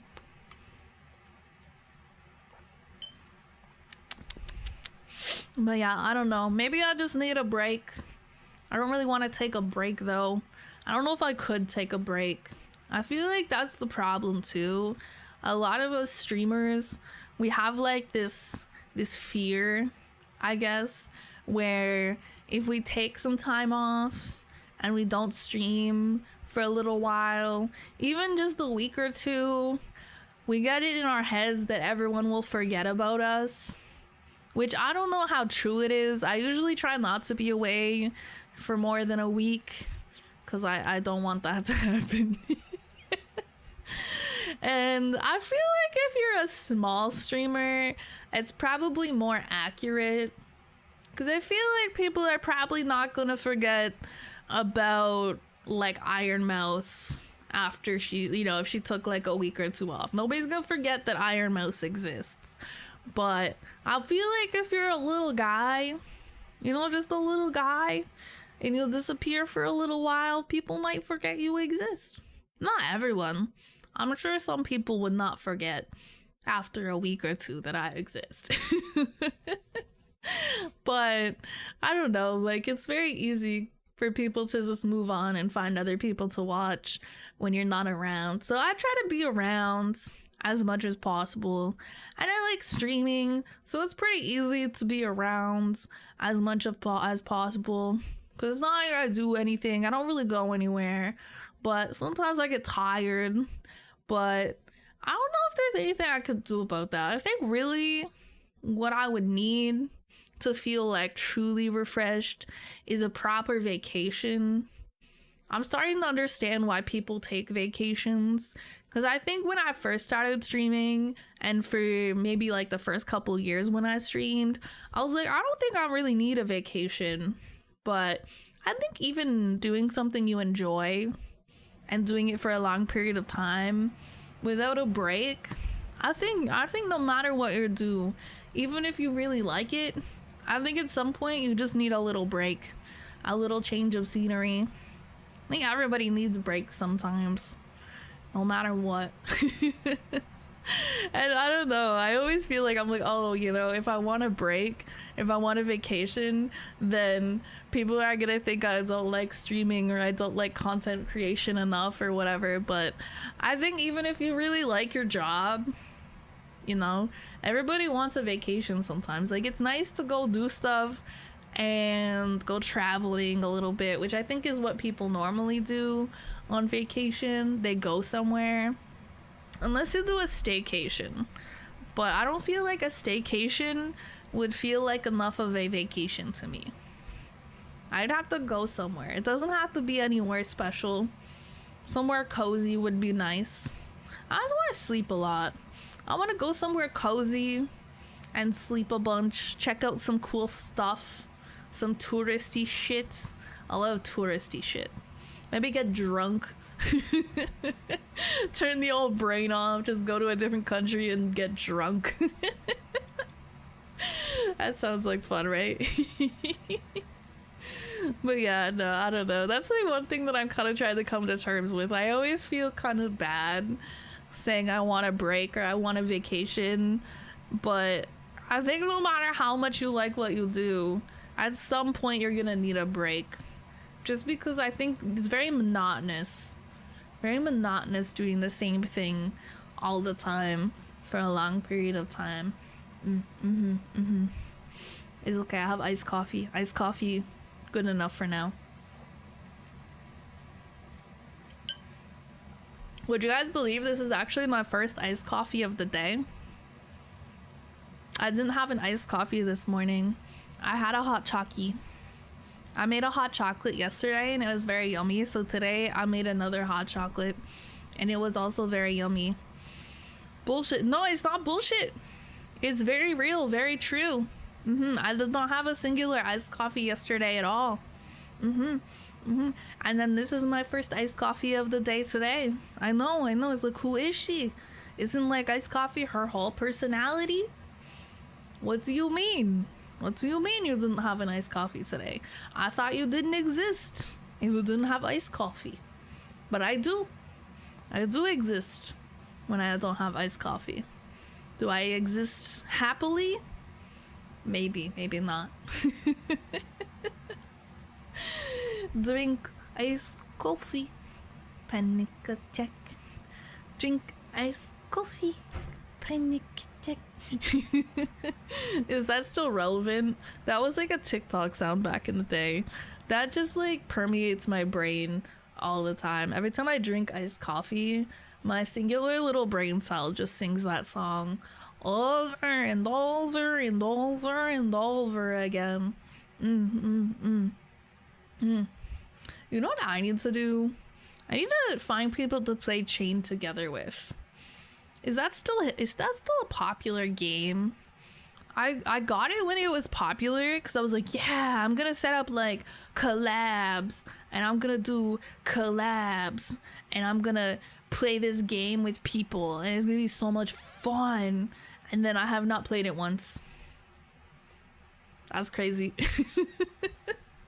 I'm always saying I'm gonna do all these collabs and play all these games with people and be so social, and then I do like 1 week where I'm like super social and I set up like a couple collabs or something, and then I get really tired from all the social interaction, and then I go back to my cozy little cave and become a little creature again. Talking about the silly like 5-color work together thing? 5-color work together thing? I don't know what you're talking about. The game I'm talking about, it's like, you guys remember the game Only Up? Where you go up and then if you fall, you get like really tilted basically.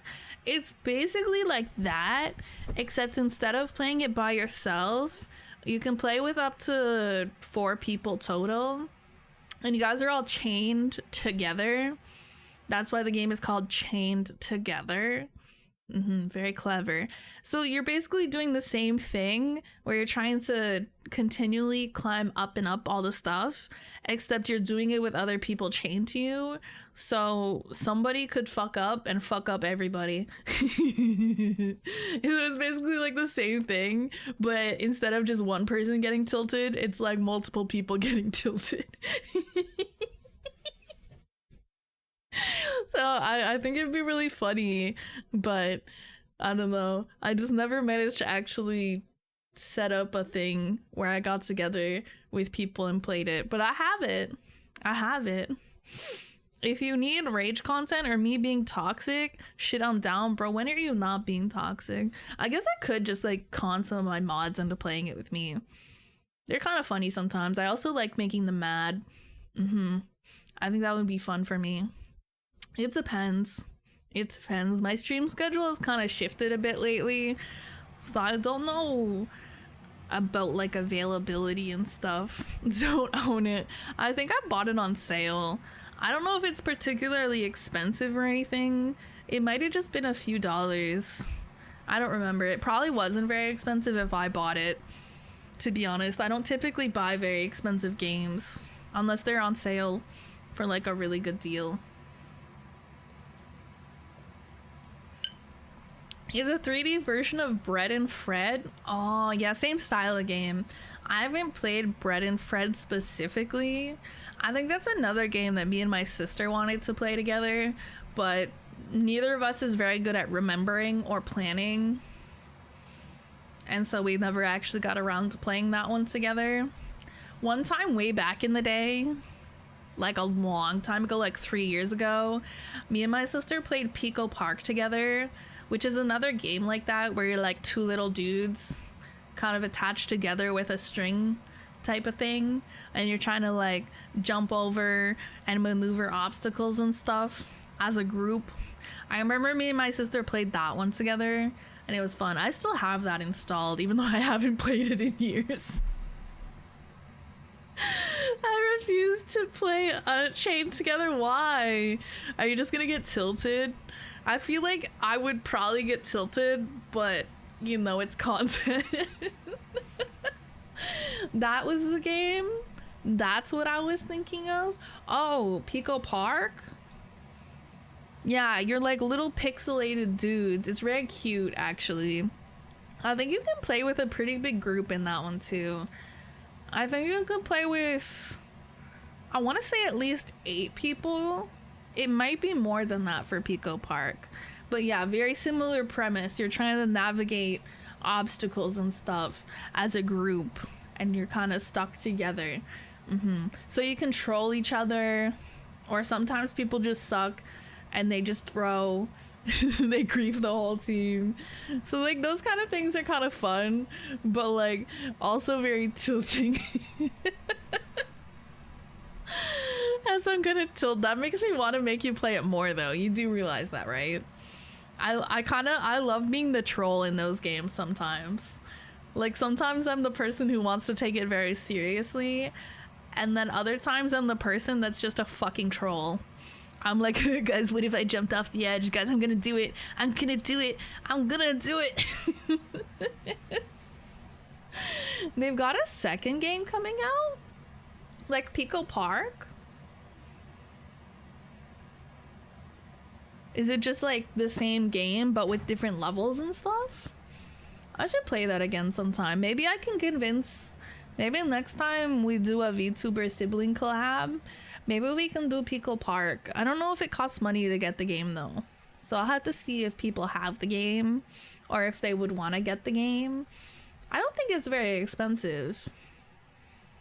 But we'll see, because I think that would be fun to do as a group as well. It'd be fun to see who kind of trolls. I'd give it 15 minutes before someone besides myself starts screaming and calling someone a cunt. Yeah, I'd give you like 30 seconds. That's just what you'd be doing. You'd be like 10 seconds into the game calling somebody a cunt. Get it together, you dumb cunts. I'd just be like, I don't know. I don't really call people mean names. I usually call them poo-poo heads. I'd be like, guys, you're throwing my elo. I always tell people they're throwing my elo. When we're playing a game that's not competitive whatsoever, there's no PvP, there's no nothing, I always tell people they're throwing my elo. Because you're throwing my Pico Park elo. Why are you throwing my Pico Park elo? It's like $5. Oh, that's pretty cheap, so maybe we can get something going for that game, because it's cute to look at. It's like a very cute little game. It's got like cute little music, I think, and it's fun. And it's fun to play with people. You know what other game I own that technically you can play with other people is Golf with Your Friends. I'm not gonna lie, I be shit talking hella in Golf with Your Friends. Anytime I've ever played that, I be shit talking hella for no reason. It's literally basically like an online mini putt type of game. I don't know why I get so competitive when I play that shit.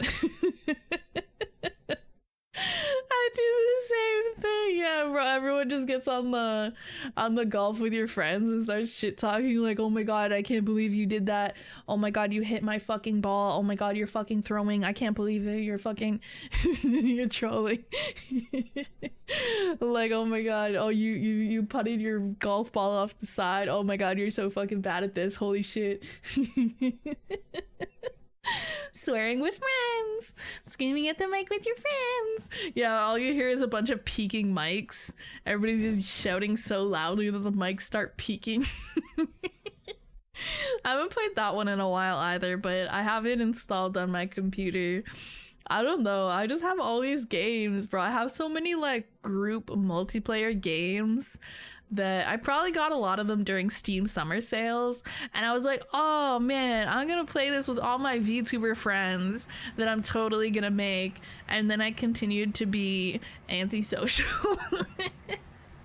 Like, I think in my mind I was gonna become more social somehow as a VTuber, which If you know anything about VTubers, you know that we're not particularly social on average. Yeah, so I don't know, for some reason in my mind, I thought I would get more social and reach out to a lot more people and do a lot more collabs. But obviously I don't do that many.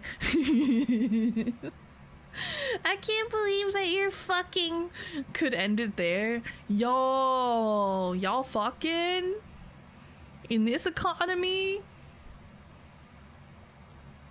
Not worth it. Not worth it. If you have sex, you're gonna get pregnant and you're gonna die. Is that what you want? To get pregnante? Disgusting. Blech. You could collab with chat. That'd be like, I guess if I did like community games one day, or I haven't done a community night in the Discord in a while either. We could do shit talk each other one time. I should do one of those again sometime. We'll see. We'll see. I'll have to figure it out.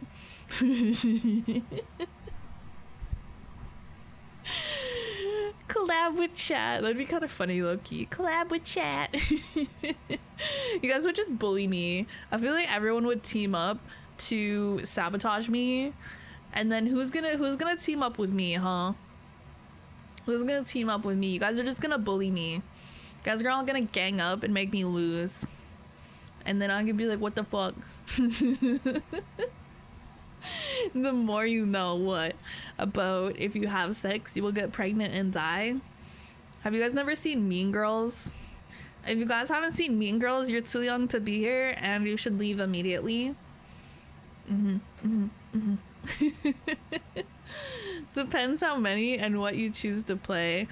I guess it depends. It would depend on what like chat would want to play, you know, and what like games chat has. Because if it's a game where you have to spend money to have it, as not as many people might have it, right?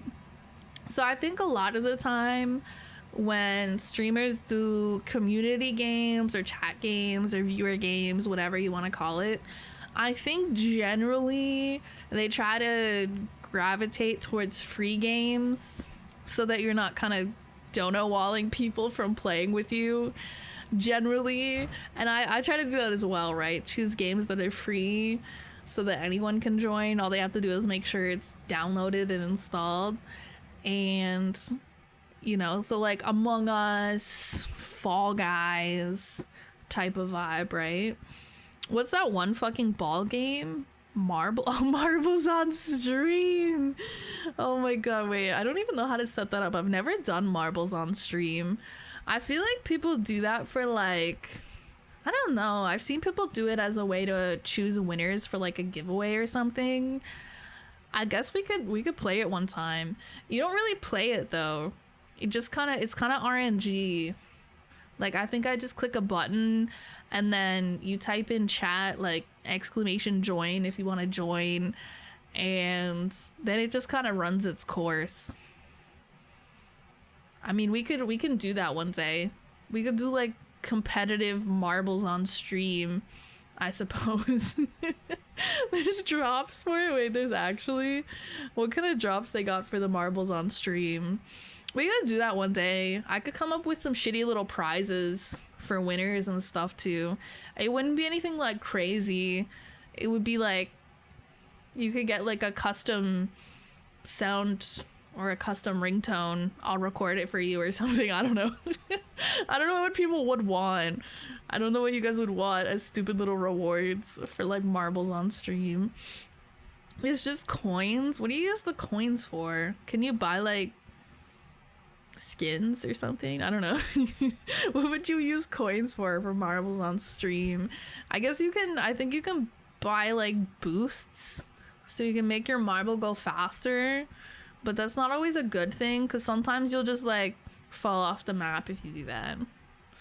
Different color balls, oh my god, it's all about the marbles on stream aesthetic.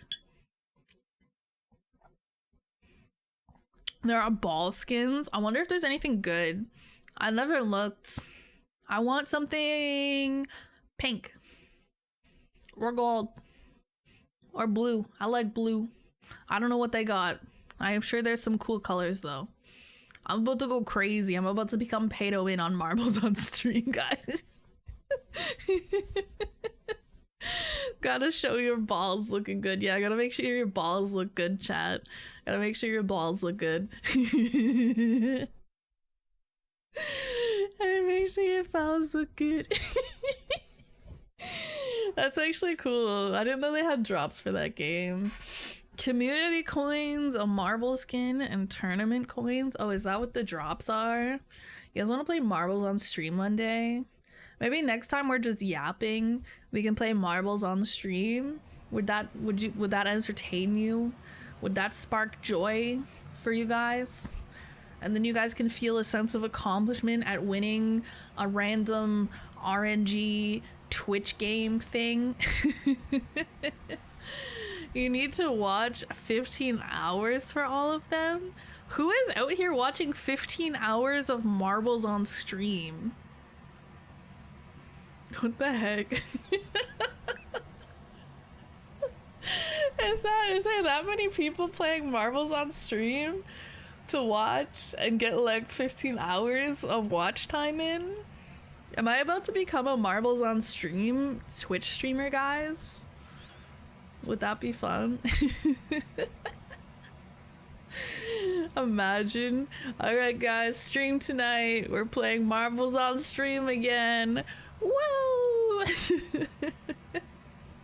What's the other one that people put on their streams sometimes that's like a game? It's like a word game. You try to guess words. It's like, it's not Wordle. For some reason I can only think Wordle. It's I guess like words on stream, maybe? Words on stream.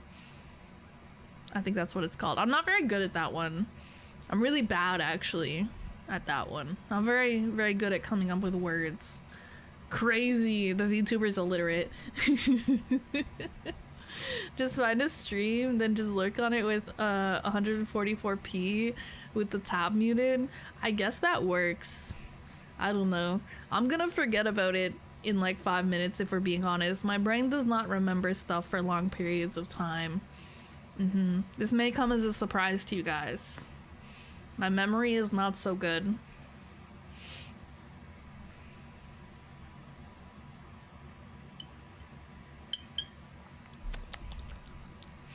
But yeah, I hope you guys are having a good Monday.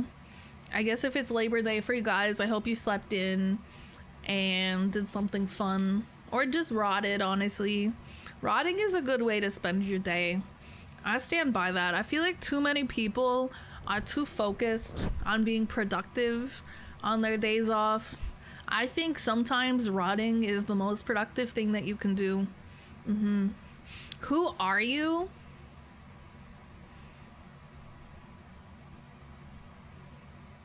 Your worst fucking nightmare. That's who I am. Thank you for asking. Who are you? Random Twitch chatter. Have we met before? Do we know each other? Honestly, knowing each other would be very parasocial. So we can't have that. We can't do that. Sorry, I don't know you. I've never seen you before. What's your username? Kingzoot?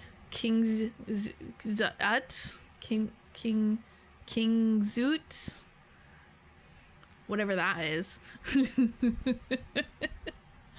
It's not good to be doing something every second of every day.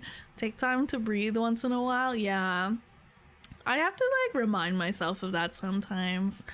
Cause I don't know, I always feel like I should be doing something. I do love a good rot, but I also feel like I don't always gotta be doing something. Like not necessarily something content related, but I feel like if I'm not being productive and I'm not making content, I feel like I have to do something around my apartment that's productive. So like cleaning and stuff. But then I'm like, oh right, my entire existence is not supposed to, I'm not meant to be productive 100% of the time. That's not possible. I don't know why. I think it's like the way I don't know, it's something to do with our society or something. I feel like there's this innate sort of, especially like in recent years, everybody is kind of convinced that they have to turn all of their hobbies into side hustles. I guess maybe because it's expensive to live and you almost kind of have to do that. And so it feels like people don't do stuff just to relax as much anymore. It feels like everything has to be productive or a hustle or a grind. And I don't know, I think there's more to life than the grind, if I'm being honest. I respect wanting to work hard towards your goals. I think that's a good thing to aspire to. You know, I try to work hard-ish towards my goals, but I'm not married to the grind, obviously. But I don't know, I think there's this sort of weird message that we've all collectively sort of agreed to for no apparent reason, that we should be productive all of the time. And if you're not being productive all of the time, you're being lazy. I don't think resting and relaxing should be seen necessarily as laziness. I think resting and relaxing is a very important part of existing. You have to have your daily dose of girl rotting or boy rotting, whichever. Like, I don't know. I don't think that was a thing until more recent. Like, I think as time goes on, and I don't know, I think it's also probably has to do with like these big corporations. They like always gotta be productive. We need our employees to always be productive. You need to work. If you're not working, you're a failure. You're a useless person. And it's like, last I checked, the entire reason for our existence isn't to just work. Like, yeah, we have to work so that we can afford, you know, a place to live and stuff. Like, most of us would like to have a place to live, but that's not why we exist. Like, I want to be in a place where I can enjoy my life. You know, I like being able to relax and spend my time doing stupid random shit. You know, being cozy, watching shows, watching movies, you know, playing video games, not always having to be productive. Like work-life balance. I think work-life balance is nice, because I think you get bored if you're always being lazy and resting. I find too, like sometimes I try to relax, like on my days off I try, when I'm trying to do nothing. I might be like the weekend for most people, and sometimes I just get bored of doing nothing and I try to find something to do. So like, I don't know, I think most people will naturally find like a balance if like given the option, because obviously sometimes you have to work a lot more than you would normally like to make enough money to get by. Like, that's like people who have like multiple jobs to support their family, so they can't really relax as much as I think they should be able to, or spend as much time doing the things that they want to, probably spending time with their family and friends and stuff. But I think if you left everyone to their own devices, most people would still want to be productive to some extent. You know, I think we get bored if we don't have something to keep us occupied. As much as we love rotting on our days off, I think we also do like feeling like we've accomplished something as well. Relaxation is productive. It's kind of like when you work out. So you know how when you exercise and you lift weights and stuff, especially, you're not supposed to do it every single day. You're supposed to have rest days, at least one rest day a week, because you have to let your muscles relax and sort of rebuild themselves. If you overdo it, that's counterproductive. I think we're a lot like that. If you don't give us a rest day, it's counterproductive. Then we break down and we're not good. We're no good. I think that's also why people need vacation time as well. Because I think if you just go, go, go, go, go, go, go all the time, eventually you're just going to break down. You need a break. You need a break sometimes. Some people more than others. I feel like I need a break more than others, which I don't like. I feel like I get really burnt out really easily, and I think that might be partially because, like, I think I might have ADHD, though my doctor did not listen to me when I suggested that much. And so I think when I'm trying to do all of these things and be like a normal person and keep on top of everything, I get very drained very easily because it's a lot for my brain to process. And then I end up getting like really tired and really burnt out really easily. And then I get annoyed because that happens. See, it's like I am working on it.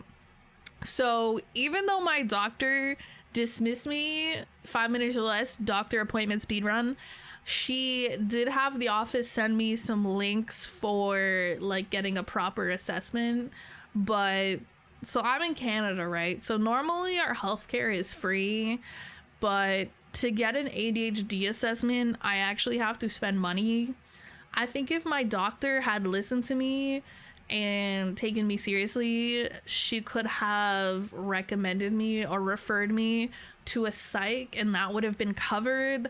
But unfortunately, that did not happen. So now I have to go outside of that usual route, which means I have to spend my own money, which I don't have.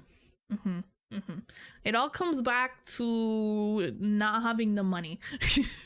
And that annoys me too, because I'm like, I feel like I would be able to get so much more done and have so much more energy if I could just get like my issues fixed, right? But I can't get my issues fixed until I can set aside a few $100s to get assessed, and then so I don't know. As for the ADHD, that's what I had too. Yeah, my doctor did not really take it seriously when I mentioned it. She didn't really listen to all of the stuff that I had to say. I made a whole list of like my symptoms and stuff, and I wrote it down so that I wouldn't forget. And she showed up to the appointment 45 minutes late, which I was like, okay, that's fair. You know, doctors get busy and they have a lot of patients and whatnot. But I was like, that's fine. I'm okay with that. I can deal with that. But yeah, she did not listen to me for very long. The appointment overall lasted like 5 minutes. And she basically cut me off when I was like listing all of my issues. And I like put a lot of time into like researching ADHD and like had like my symptoms listed and how I thought that, you know, that might mean I have ADHD. And she did not listen to me for very long. She cut me off and was like, no, I don't think you have ADHD. I was like, oh, okay. But she did send me like some resources and stuff anyways, and she's like, yeah, you know, if you want to go spend money and get assessed, like, you can do that, I guess. And I was like, oh, okay, good talk. I'm glad I made this appointment.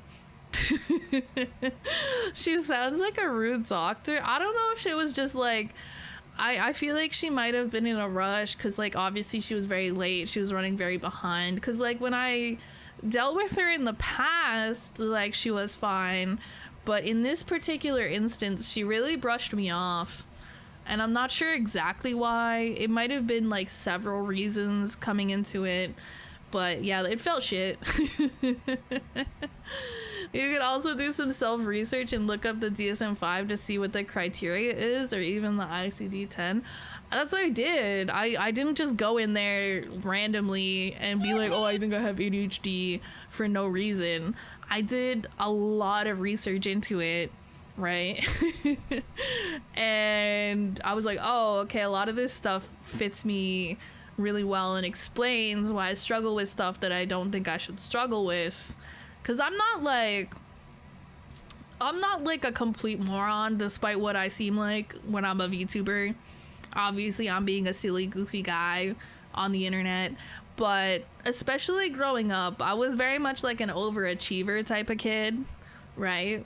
I've always felt like, I don't know, like I've always achieved, especially in school. I did pretty well, and like I was always just naturally very book smart, but as an adult, I've struggled a lot, and I couldn't understand why, because like, you know, I didn't struggle a lot as a kid in school and whatnot, but yeah, there's a lot more stuff you have to keep on top of as an adult, especially if you don't live at home, right? You have like your own bills to keep on top of, and your own responsibilities and job stuff and blah blah blah. And yeah, so a lot of issues that weren't as obvious when I was younger are a lot more obvious now. A lot of doctors everywhere ignore women's complaints about possible ADHD because women don't get ADHD, which is completely wrong. Yeah, I don't really know if that was what it was with my doctor.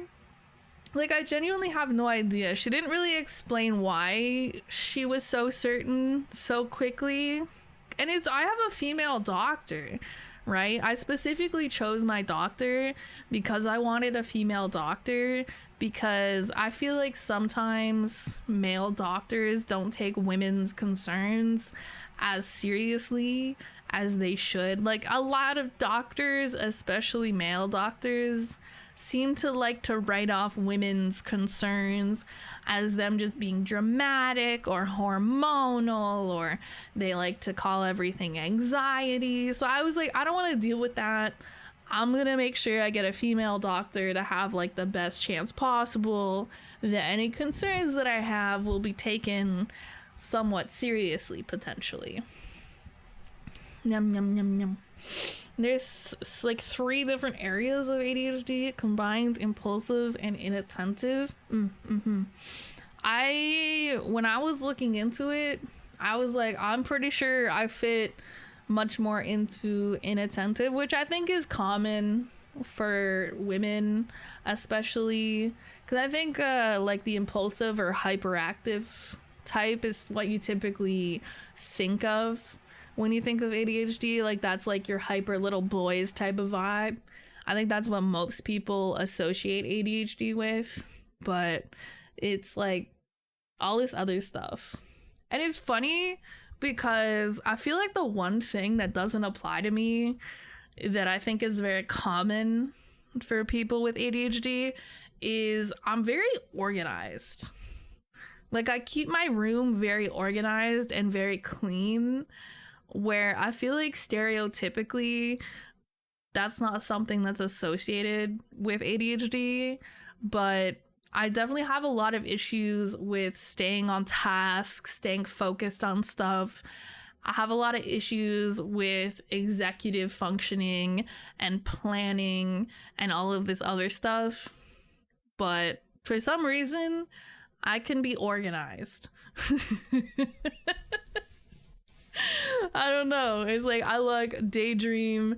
Anytime I'm sitting at my desk trying to do something that I don't want to do, aka video editing. I fucking hate video editing. Like, I literally just get up from my desk every like 5 minutes and go do something else. I go trying to find like a little treat, a little sweet treat in my kitchen, or I decide I'm gonna deep clean my entire apartment or some other random shit. Like, I just cannot sit down and video edit for long periods of time for the life of me. It's like the worst. I've actually kind of given up on it at this point, to be honest. I've like basically don't video edit anymore. So I don't post a ton of video content anymore. I do sometimes if I feel like really inspired by some random ass clip of mine. I'm like, ooh, that would be funny. I'm gonna edit that and post it. But most of the time, I'm just completely uninterested, and I've gotten to the point where it's borderline impossible for me to force myself to do it.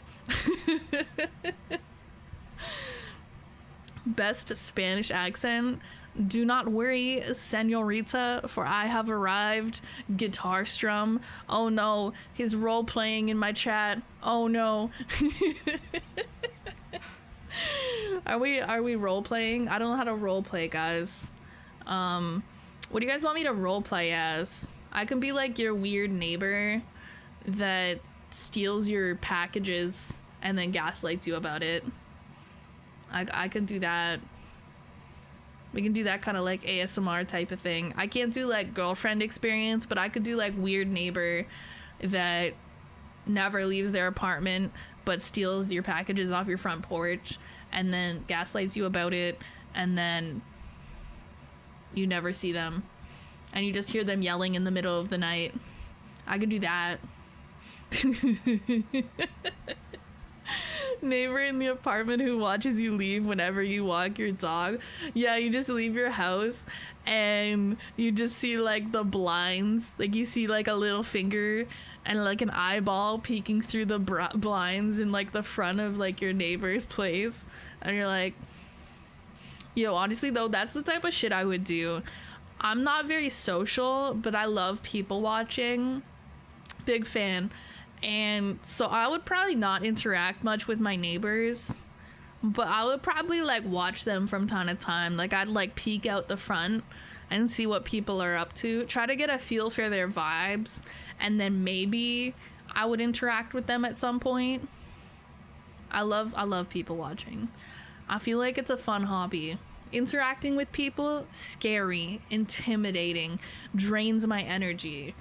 Watching people, fun, entertaining, you know,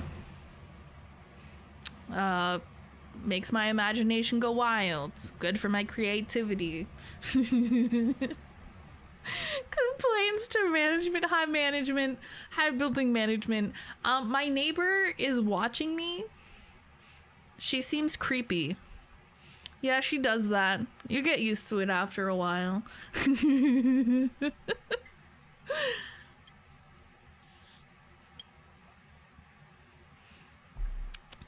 Had that legit happen to me walking my dog the other week.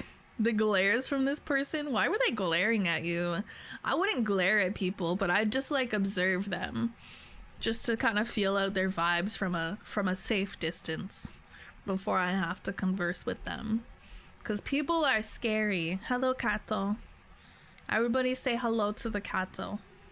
Can you say hello into the microphone, my child? No, she's shy. Okay, that's okay. You don't have to say hello. We can just sit here. My cats like, I think, when I do just chatting streams, because when I'm playing a game, they can't really sit here because I push them out of the way because I need to actually use my mouse and my keyboard, and I can't do that if they're trying to sleep on my keyboard. But I think they like when I just kind of yap, because I can sit here and pet them while I yap. That's what I'm doing right now. My cat's just kind of sitting here and she's got like her head kind of shoved against my boob, and I'm just kind of scratching her little ears while I yap. This is kind of the vibe, not gonna lie. Just chatting streams are supreme for the reason that I can just pet my cats while I yap. Let us sit on a human. Sit on a human. My cats don't like sitting on my lap though. They don't even like being held too much, but they like being near. I think that's very common for cats. Dogs are a lot more like, you know, I feel like especially small dogs, you can hold them and they'll sit on your lap. Big dogs too, like if you're sitting on the couch and stuff, they'll come up and kind of be half on your lap, but they're too big to be like fully on your lap. I feel like dogs are a lot more openly affectionate. I feel like a lot of cats, they like to be near, right? They don't necessarily want you to pick them up and hold them, though some cats are very cuddly like that, and they will. Like my one cat actually does like to be held. She's old and she's a big baby. But most of my cats, they just want to be near you. They just want to be like near you, maybe touching you, you know, kind of in your space, but not necessarily like being held by you. I think they like being close, but having the option to leave anytime. which honestly I respect. That's basically me if I go to a social gathering. Guys, I think I might be the human version of a cat.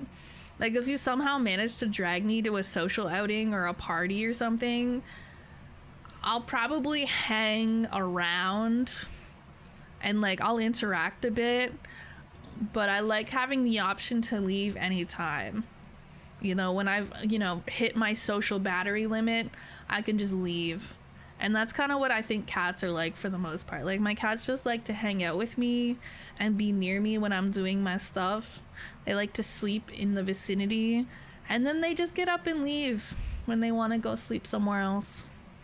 Switch to controller, then you can have the best of both worlds. I feel like I just don't really fuck with controller unless it's a game where like the keyboard controls either don't exist or are shitty. I almost always prefer keyboard and mouse. I think because that's just what I started off with. Like, I was never a gamer to begin with. But when I did get into gaming and stuff, it was when I got my first PC. So most of what I started off with was keyboard and mouse. And I got a controller later on for certain games. But yeah, mouse and keyboard is a lot more natural to me, basically. I just love mouse and keyboard. Like, I'm pretty sure even when I've played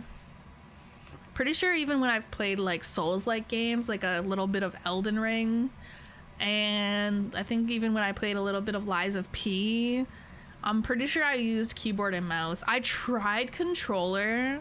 I remember specifically for Lies of P, I tried controller because I was under the impression that people usually played controller for these games, and so it would be better, but I don't know, I just found it awkward for some reason. So then I tried the mouse and keyboard, and I found it a lot more natural to me, which I feel like that might get a lot of flack. I feel like people might give me a hard time for playing a game like that on mouse and keyboard, but at the end of the day, it's whatever I'm most comfortable using, you know? Hey, hi Nazuna, welcome in. I ran Lies of P on console, so controller was where I went. That makes sense.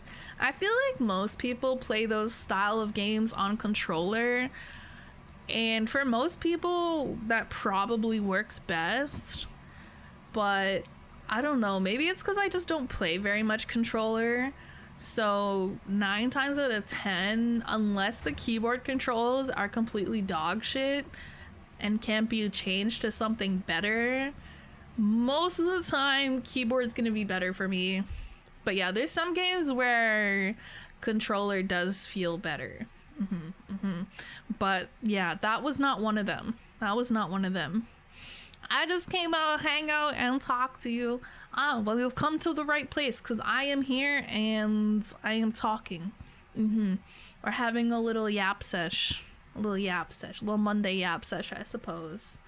Because, yeah, I don't know. I said it was probably going to be a short-ish stream.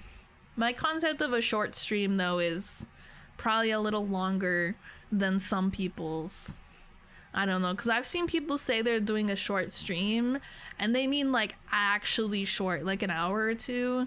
But I feel like an hour, especially, that's like the warm-up. That's like the warm-up to the stream. The first hour is just like the warm-up, and then we get to like the real deal. So I don't know, I can't imagine only streaming for an hour.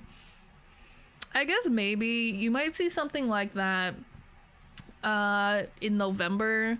I might be out for like a week or two, right?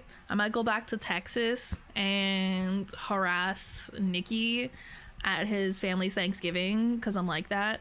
And so I don't know how long I was planning to go there, but if it ends up being closer to 2 weeks especially, I was gonna try to con him into letting me steal his PC and stream from it even a little bit here and there, so I could at least like check in and yap at you guys a little bit. So you guys might actually see like 1 to 2 hour streams from me in a few months, maybe. We'll see. I'm not 100% sure what the plan is for that, but I can tell you about me just harassing that poor man. Your playlist is playing some old bangers. Yeah, I was in the mood for some more chill music today, so I ended up looking at, I was gonna play like piano covers of like pop songs or something, but I ended up clicking on, I don't even know what this is. I think it's like some Spotify playlist that's like piano pop mix, so it's kind of more chill songs, but they're like popular songs. These are kind of exactly the vibe I was going for today. Like, it's not so calm as like a chill lo-fi playlist, because that was also what I was considering playing. I was like, oh, maybe we go for like some chill lo-fi vibes, but I was like, that feels a little too relaxed. So I was like, we'll find something a little more upbeat. So I think this is exactly the right vibe. The songs are from the 80s. That's okay. That's perfect.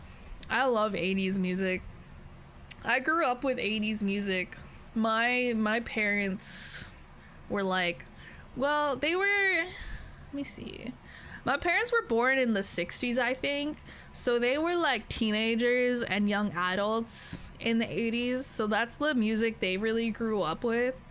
And so when I was younger, they played a lot of 80s music when I was a kid and a teenager. So I'm very familiar with a lot of 80s music and I like it. So if I'm not listening to like the music I grew up with, which is like your classic, I guess like 2010s pop type of vibe, like your Britney Spears, your Kesha, your NSYNC, your Backstreet Boys, all that type of shit. I guess anywhere from like the 90s to the 2010s. And if I'm not listening to that, I'm listening to like 80s music or like K-pop these days. This stream is very relaxing and chill. That's funny because I feel like most of the time people would not describe my streams as relaxing and chill. I feel like normally I get described as an unhinged creature. I do be kind of shouting at times. To be fair though, I think I'm a little quieter these days because instead of using my normal headphones during my streams, the like big honkers, you know, like the gamer headset with like the RGB and shit, that was starting to hurt my head from like how much I move my my VTuber tracking, you know, so I have some movement. It was starting to kind of hurt my head and my neck from doing that all the time with this big ass headset on my head. So I switched to using just like my regular little earphones, my earbuds during streams, unless I need the big headphones for some reason. And I feel like since it doesn't block out as much sound, I can hear myself speak better. I feel like I've just been speaking more quietly, not yelling as much. So I feel like I'm bringing a slightly calmer energy to the stream just because I can hear myself better. I would say relaxing and chill, but I have the same cursed taste as you. Yeah, I feel like I can be like kind of calm, kind of chill, just kind of like yap sesh type of vibe, but then I'll start talking about stacking donuts on a dick. That's my new go-to cursed thing, by the way. If I want to just say something randomly cursed, the first thing that comes to mind now is just stacking donuts on a penis. And honestly, kind of a shame that I wasn't born with a dick, because I would have a lot of fun doing random shit like putting donuts on it. I think all dudes should do that for me, because I can't. I need you guys to live the life that I can't live by stacking donuts on your dicks. And make sure you don't use something like glazed though, because then it's gonna get all sticky. You gotta get like a plain one. Gotta get like a plain donut. Unless you want sugar on your dick, which you don't. You don't want that. It'll be sticky and gross, and then you'll have to shower. That's a waste of a donut. Okay, but it's funny. Is it a waste if you have a good time doing it? If you get entertainment out of it? I don't think it's a waste if you're entertained. Glazed is good if you have a partner. Real. Yeah, no. I'd be like the person being like, babe, can I play ring toss on your dick? babe, can I play ring toss on your dick today? Point of view, me wondering why nobody wants a relationship with me. Guys, why can't I find a boyfriend? Why don't I have a boyfriend? Why am I a hag and I'm not married? Also me, can I throw donuts on your dick like I'm playing ring toss at the local fair? Can I aim it while you pee like a firefighter? Who want me? Okay, here's what I have to offer. I can cook and I can clean, but I would prefer not to. So let's just say I don't cook and I don't clean. I will ask to stack donuts on it. I don't make a lot of money. I yell in the middle of the night sometimes when I'm playing games and or streaming. I pretend to be an anime person online. I don't leave the house. I spend all my time on my computer. Who want me? In return, you get really mediocre sex. Like really mediocre. Who want me? Honestly, I'm sure there are guys that would take that offer. I have boobs. In return, I offer you boobs. I will do nothing besides be a creature and also be really clingy to you probably. And I have boobs though. You can touch them, I guess. If you let me stack donuts on your dick, I'll let you touch my boobs. I think that's a good trade. I really do. How do you know it's mediocre? I don't know. I just say this shit.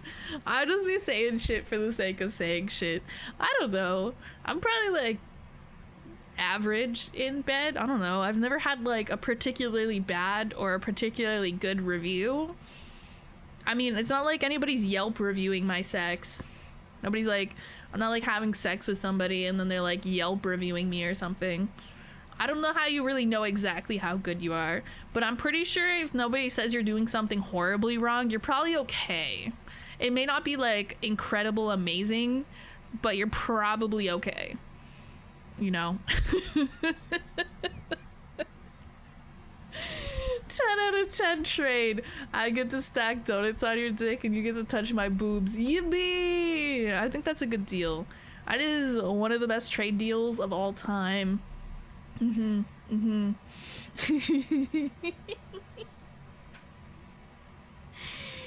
Huge ones. Yeah, I got giant boobas. Huge boobas.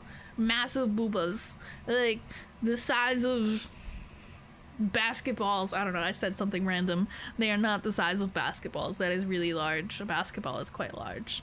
Not trust. They're like the size of, I don't know, honestly.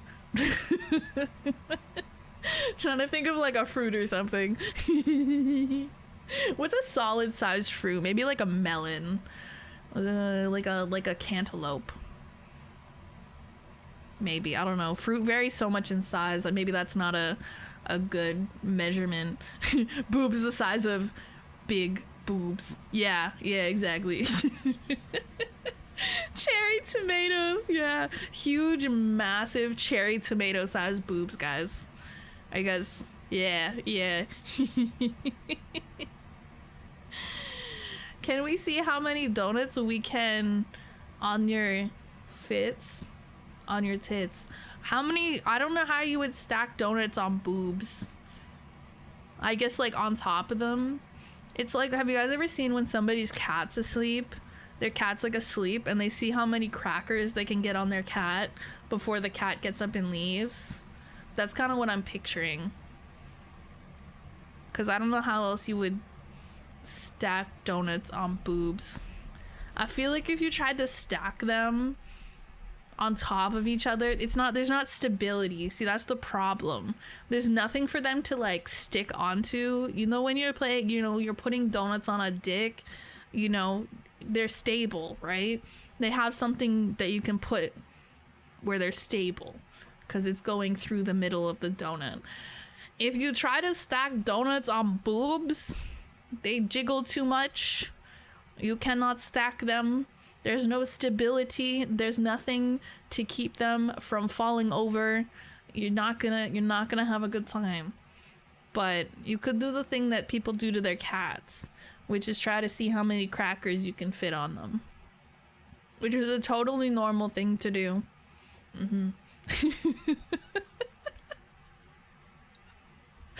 I kind of want to do that to my cats one day. Like, just find one of them sleeping and just start putting, like, food items on them or something. That'd be so funny. How many donuts would be an average for you? I don't know. Am I trying to stack them vertically? Am I playing Jenga with the donuts on my tits? How are we doing this? Or am I, like, putting them all side by side and trying to cover my boob in donuts? Either way, the answer probably isn't too different. It's probably like, I don't know, actually. It depends on the donut. I have no idea. 4? No, 4 might not be enough. 5? Is it per boob? I feel like if I wanted to cover both of my boobs entirely in donuts, I would need 8 to 10 donuts. It depends a little bit on the donuts, probably. I'm not really sure, guys. I've never put donuts on my boobs. I have no plans of wasting like a dozen donuts on this. For your man, bro, I don't know. I think I was saying the other day, like, how many donuts do you think you could fit on the average dick? I was thinking like 3 to 4, depending on the donut a little bit, right? I'm gonna waste donuts on this shit one day, I swear to God. No, but listen, if it's like 3 to 4 donuts, hear me out. You buy half a dozen donuts, and then you can eat one, the guy can eat one, and then you have the other 3 or 4 for ring toss, right? I think that's a good use of half a dozen donuts. One is too much, bro. Y'all out here putting more than one donut? More than one donut fits on y'all dick? No, that's crazy. I mean, I was imagining when you're doing it too, that the dick would be hard. Because otherwise, how are you gonna get the donut to stay on it? So I think that might be a factor as well. Cats or dogs? I mean, I like both cats and dogs. I like pretty much all critters. I'm a huge fan of critters, but I'm definitely more of a cat person. Like, for owning, I'm definitely more of a cat owner.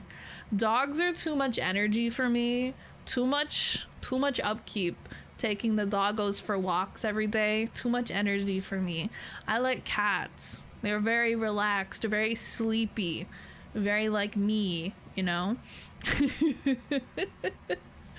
What in God's green earth did I join? A very normal conversation about putting donuts on penises. I don't know why we keep coming back to this conversation every time I stream, but I find it very entertaining. I think it's funny. Don't bonk me, it hurts my head. You're gonna give me a concussion. Like I needed my question answered. It was rhetorical, but I answered it anyways. Hydrates. Okay. I will drink water, but I will also drink iced coffee.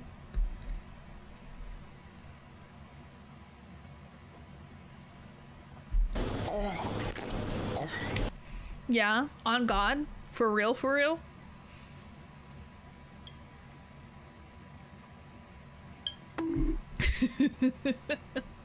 All the sound alerts, not the bonking. Guys, my noggin is sensitive. I've only got one little brain cell in there, and you're gonna injure it if you keep hitting me on the head. It's not nice. Don't bonk me. Don't bonk me. Oh, I was also supposed to stretch. Big stretch. Blah.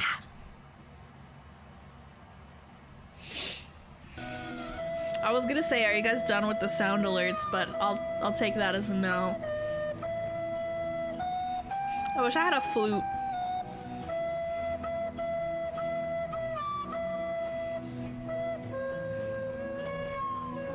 All right. I was gonna say, are you done now?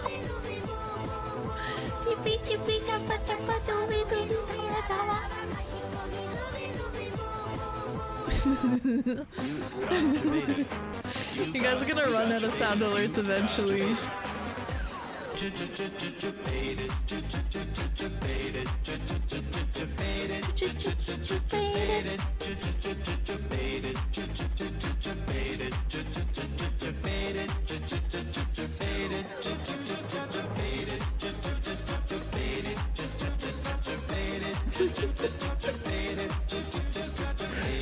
Are you guys having fun? You guys having fun? Callie, do you know why I followed? I have no idea, honestly. I have no idea why anybody would ever follow me. Literally every day I show up and I start talking about stacking donuts on penises and talking about convincing some poor man to let me hold their dick while they pee and shit like this. I don't know why anybody would follow that. Sigma Rizzler? What the fuck is a Sigma Rizzler? Y'all saying words that don't even mean anything. What is this? Fucking skibbity toilet shit? Cause your knockers are huge.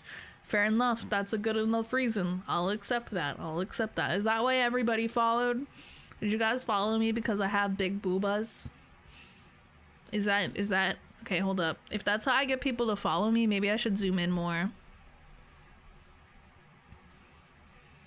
How about this? This is the new stream POV.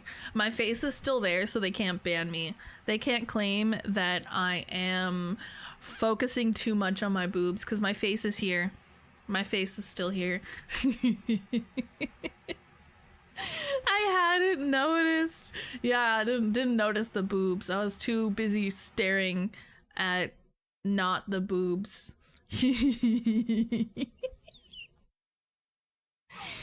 Go up. I'm trying to look into your eyes. Yeah, okay. Wait. You want to look into my eyes? I got you.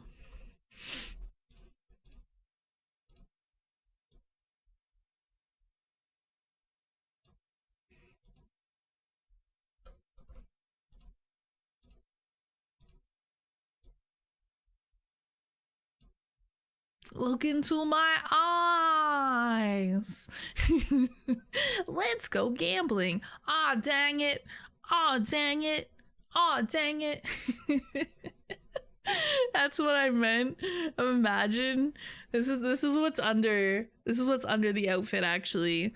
So instead of nipples, there's just googly eyes. Can you imagine? Can you imagine you finally get a girl naked? I know. It's hard to imagine, but just try to do that. All right, you get a girl home, you start taking off her clothes, and then you get her shirt off, and instead of nipples, she just got googly eyes staring at you. That shit would be so cursed. And then you wake up, it was all a dream. You were never getting laid in the first place. Rip bozo.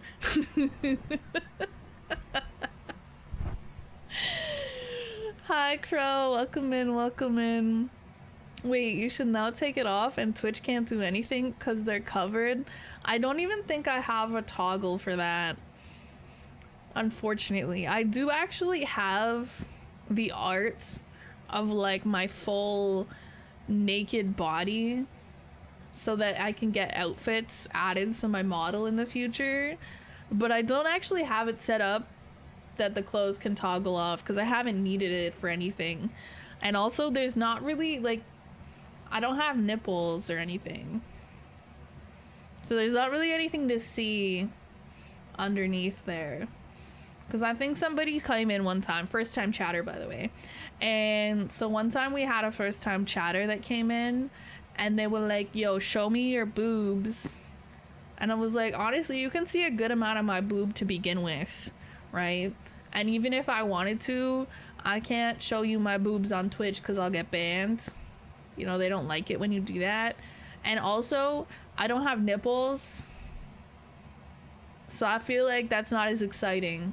I feel like it's weird. Just like a blank canvas of a titty. No, wait. Here's the play. It's like a draw your own. It's a draw your own. Don't worry, guys. I'll post the image of my naked boobs and you guys can just draw your own nipples on them. A DIY nipples. First time gooner, yeah. You get some interesting chatters sometimes. That's just the nature of the website. Apparently, it doesn't happen as often to male VTubers, at least not based on what Almos was saying the other day. So we had a collab on Saturday. We were playing Valorant with another VTuber, right? And he's a dude. And yeah, I was telling him about one of the random weird first time chatter stories. And he was like, y'all get a lot of weirdos. And I was like, do you not? And apparently not. Apparently they tend to come in to, you know, those of us with boobas, I guess. And I was like, okay, new meta, become male VTuber. I'm gonna do the opposite of what people think VTubers do. So you know how everyone thinks that all female VTubers are secretly like dudes with a voice changer? I'ma flip the script on them. I'm gonna become a male VTuber, but secretly I'm actually a woman. Secretly IRL I have tits, but then I'll just become a guy online. I'll reverse psychology them, and then I'll get totally normal people in my chat, right guys? Nah, you guys are pretty normal sometimes, for the most part. Like my community is actually pretty normal. It's just the random occasional first time chatter that's quite interesting, but honestly for the most part y'all are pretty chill. Here, let me make these googly eyes even. I'll keep the googly eyes for a while. I think they're funny. Woman Monka.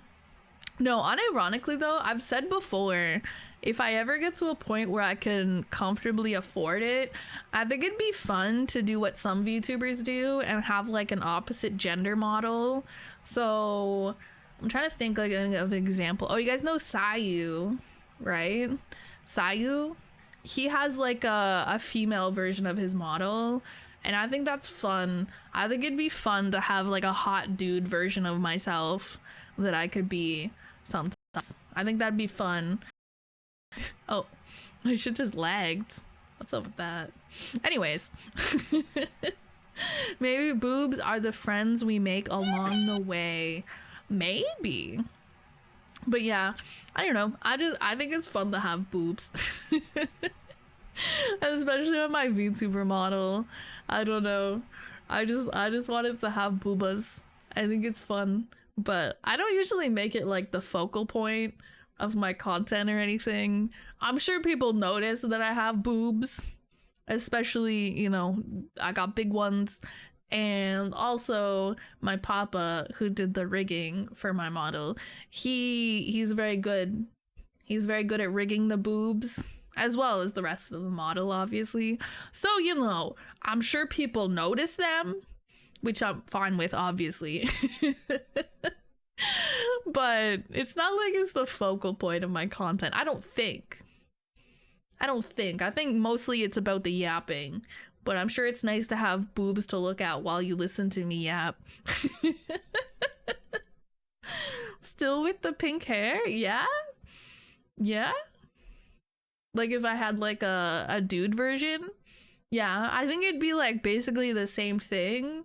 Like pink hair, but more of like a male styled hair. Same eye color and design and stuff, but like a more masculine face, a more masculine hairstyle. Same color, like probably same horns, same, probably keep the hood. And then just like the outfit would be like a more masculine outfit. I don't know what male VTuber outfits normally look like. So basically the same, but make it a dude. I think that'd be fun. I think it's fun. If we had Callan, could he have a big burly chest hair? If I was a male VTuber with pink hair, would I have pink chest hair? I've talked about a similar concept before, and I will bring it up again because I like saying cursed shit. But so think about how anime girls and anime dudes even and VTubers and stuff, right? Some of us have some very bright, interesting colored hair. Okay, so me with my pink hair, and then you've got ones with like blue hair, green hair, all sorts of interesting hair colors, right? So what color do you think they pubes are? Like, do you guys think my pubes would be pink? Does the carpet match the drapes? You know? I'm just gonna put that cursed little thought into your minds. Have you not seen hentai? I actually don't watch a lot of hentai. I'm gonna be honest with you. I feel like everybody thinks I do because I joke about having 6 terabytes of hentai saved onto my computer, but that's totally a joke and not real, and definitely don't check my PC.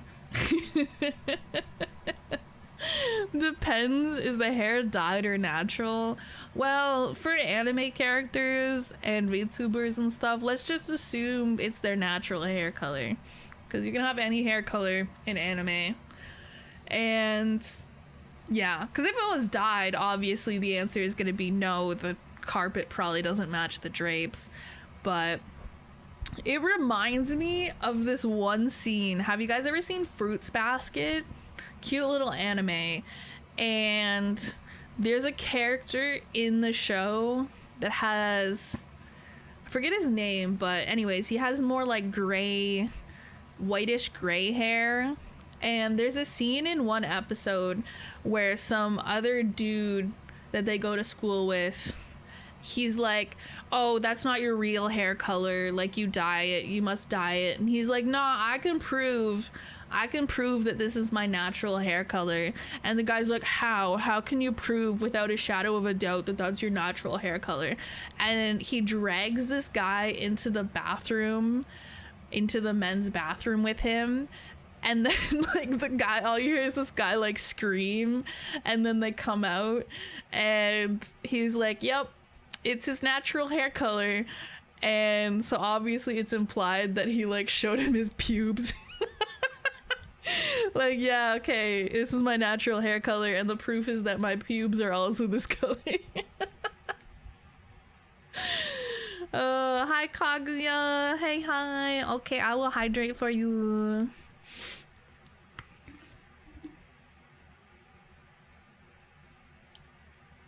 I just assume a darker shade of their hair color. That makes sense too. Yeah, kind of like eyebrows. So maybe if I had pubes, which I don't, because why would I get pubes drawn onto my VTuber model? That would make no sense. But hypothetically, if I had pubes, they'd probably be similar in color to my eyebrows. Here, let me zoom in for you. So see how the eyebrows, they're like a darker color? They're not as bright pink. They're kind of somewhere between like a brown and a pink. Maybe that would be the color of my pubes if I had them. But yeah, that would make sense actually. That would make sense. I can see that. Make it long like regular hair. Dude, I'm just imagining somebody growing out their pubes and like braiding it and styling it as if it was like real hair. I wonder if you could actually do that. I've never tried, obviously. I don't. I groom my shit, okay? So I'm not walking here. I'm not out here walking with like 4-inch long pubes or anything, okay? I need y'all to know that. I don't think it gets that long. Yeah, I don't think so either. But you never know. I feel like even if it grew like an inch, I feel like you could braid it a little bit. It would be kind of difficult to do, and I feel like it'd be really hard to do by yourself. You might have to get somebody else to do it, but I think technically it might be possible. I don't know. I don't really like dealing with it. I just shave that shit off. I don't like having hair anywhere. I'm so used to like shaving, like even my legs and my armpits and everything. I'm so used to having them shaved ever since I was like, I don't know, what age do they normally show you to shave as a girl? Probably like 13 or something. So I've pretty much always shaved my legs and my armpits ever since then. And I'm so used to it now that as soon as it starts to get a little stubbly, I have to shave. I don't like it. It starts to irritate me. I don't like it. Friendship goals. We braid each other's pubes. That's how you know you're real homies, is when you braid each other's pubes. That's real friendship right there. Okay? We've moved past kiss a homie and we've moved on to braid a homie's pubes. Do you wish women didn't have to shave? I mean, technically women don't have to shave. There's no real reason why women have to shave. And a lot of women have stopped. Like it's a lot more common nowadays for women to just have like armpit hair and leg hair and stuff. So technically they don't have to. Obviously there's sort of societal pressure, but it's not like they have to if they decide they don't want to. I just am so used to it at this point, and I like the feeling of like really clean shaved legs. So I'll probably pretty consistently shave my legs for like ever, but technically I don't have to do that. Like if I just decided I no longer wish to do that, I could just not. I could just stop.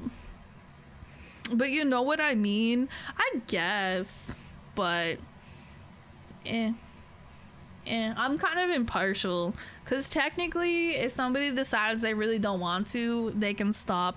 It might cause some issues potentially with like, because I know if you're a woman and you're dating men, they might give you a hard time if you don't shave your legs and your armpits, but also they're being hypocritical low-key, okay?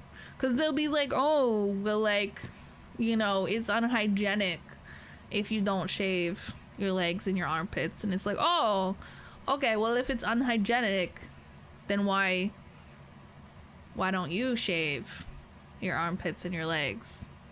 Why is it hygienic for you to have a bunch of armpit hair and leg hair, huh?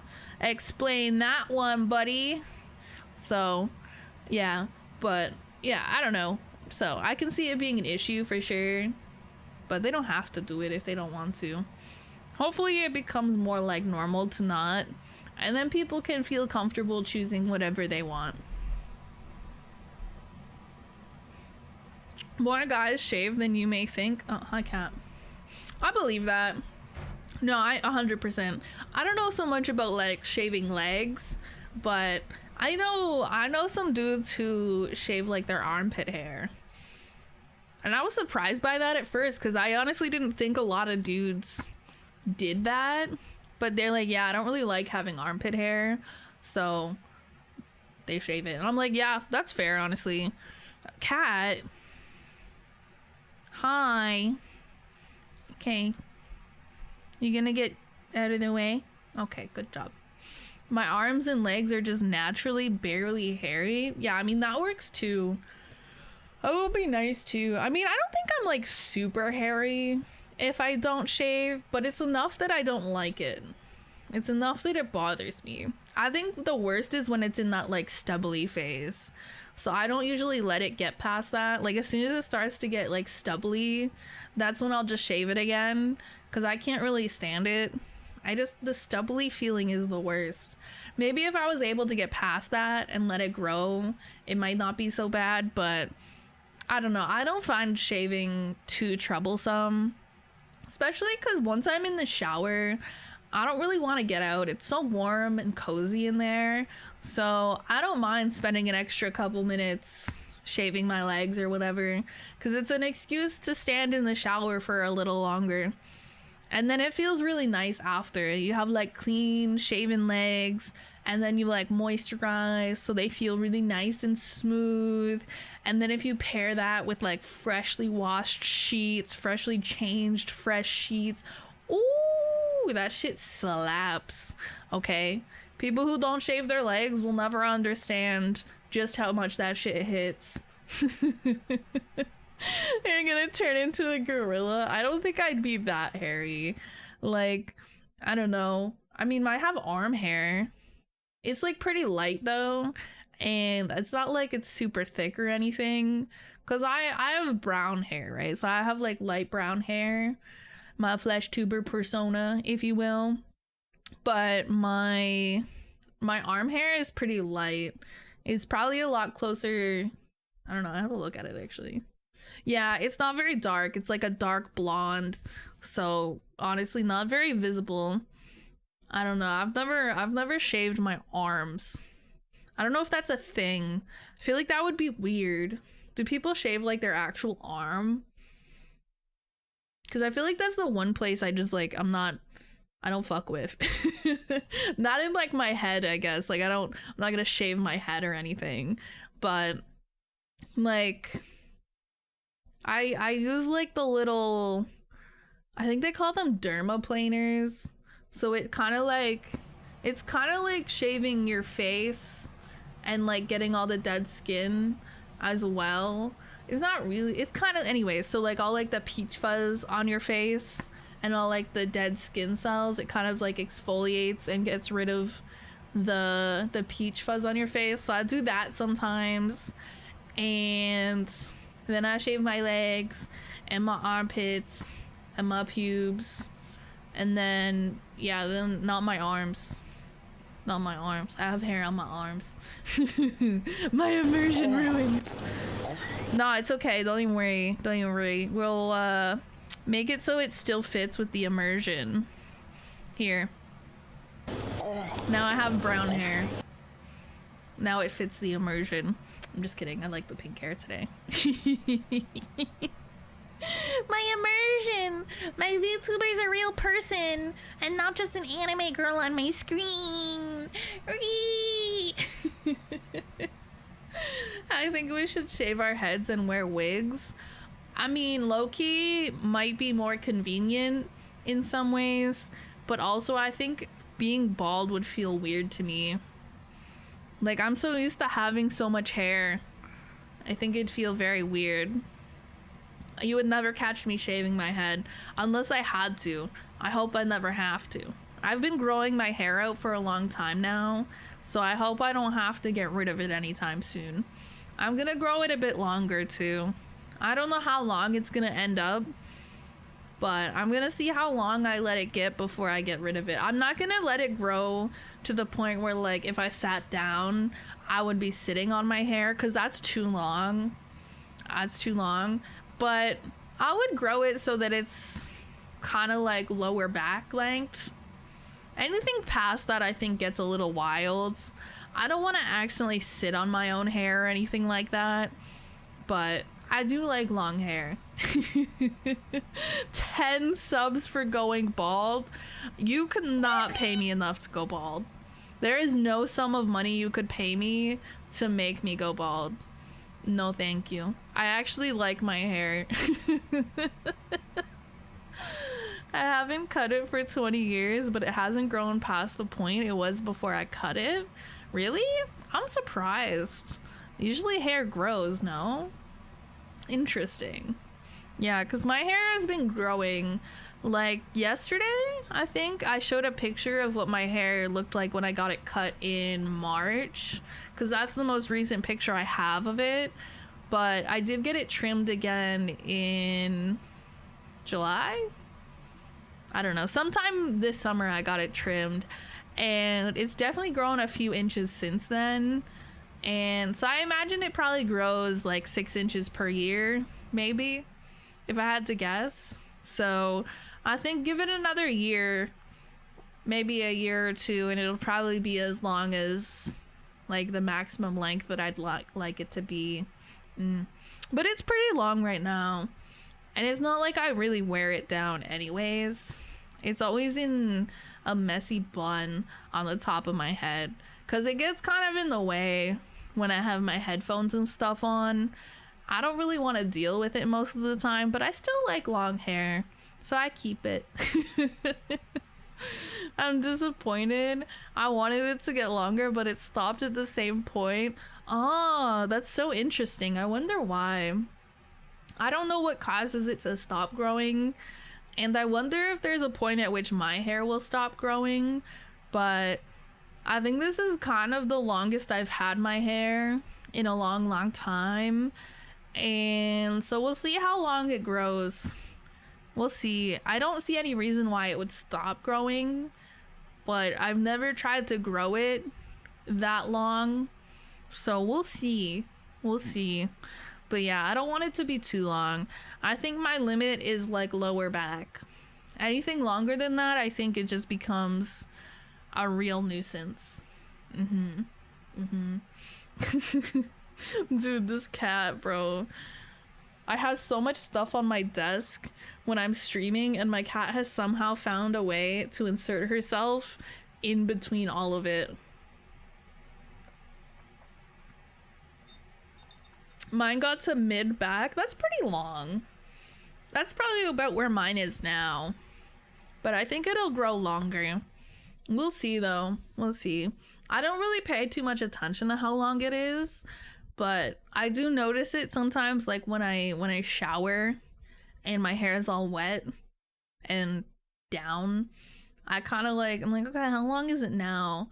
And I'll kind of take like a mental note, and we'll see. It's hard to tell. I should probably take a picture of it every once in a while so I can see, like, oh, you know, this is how long it was in July, and this is how long it is now. You know, like every 6 months or something, maybe take a picture of it to see, but I'm too lazy. And I don't really care. It'd be more out of curiosity just to get a sense of how much it grows. But yeah, I think the average speed for hair growth is like 1/2 inch per month. So I'm assuming that my hair grows at an average speed. So I'm probably getting 6 inches of growth per year. Maybe it grows faster than that though. It's hard to say, because I do take very good care of my hair, and I don't dye my hair or do any chemical treatments to it anymore.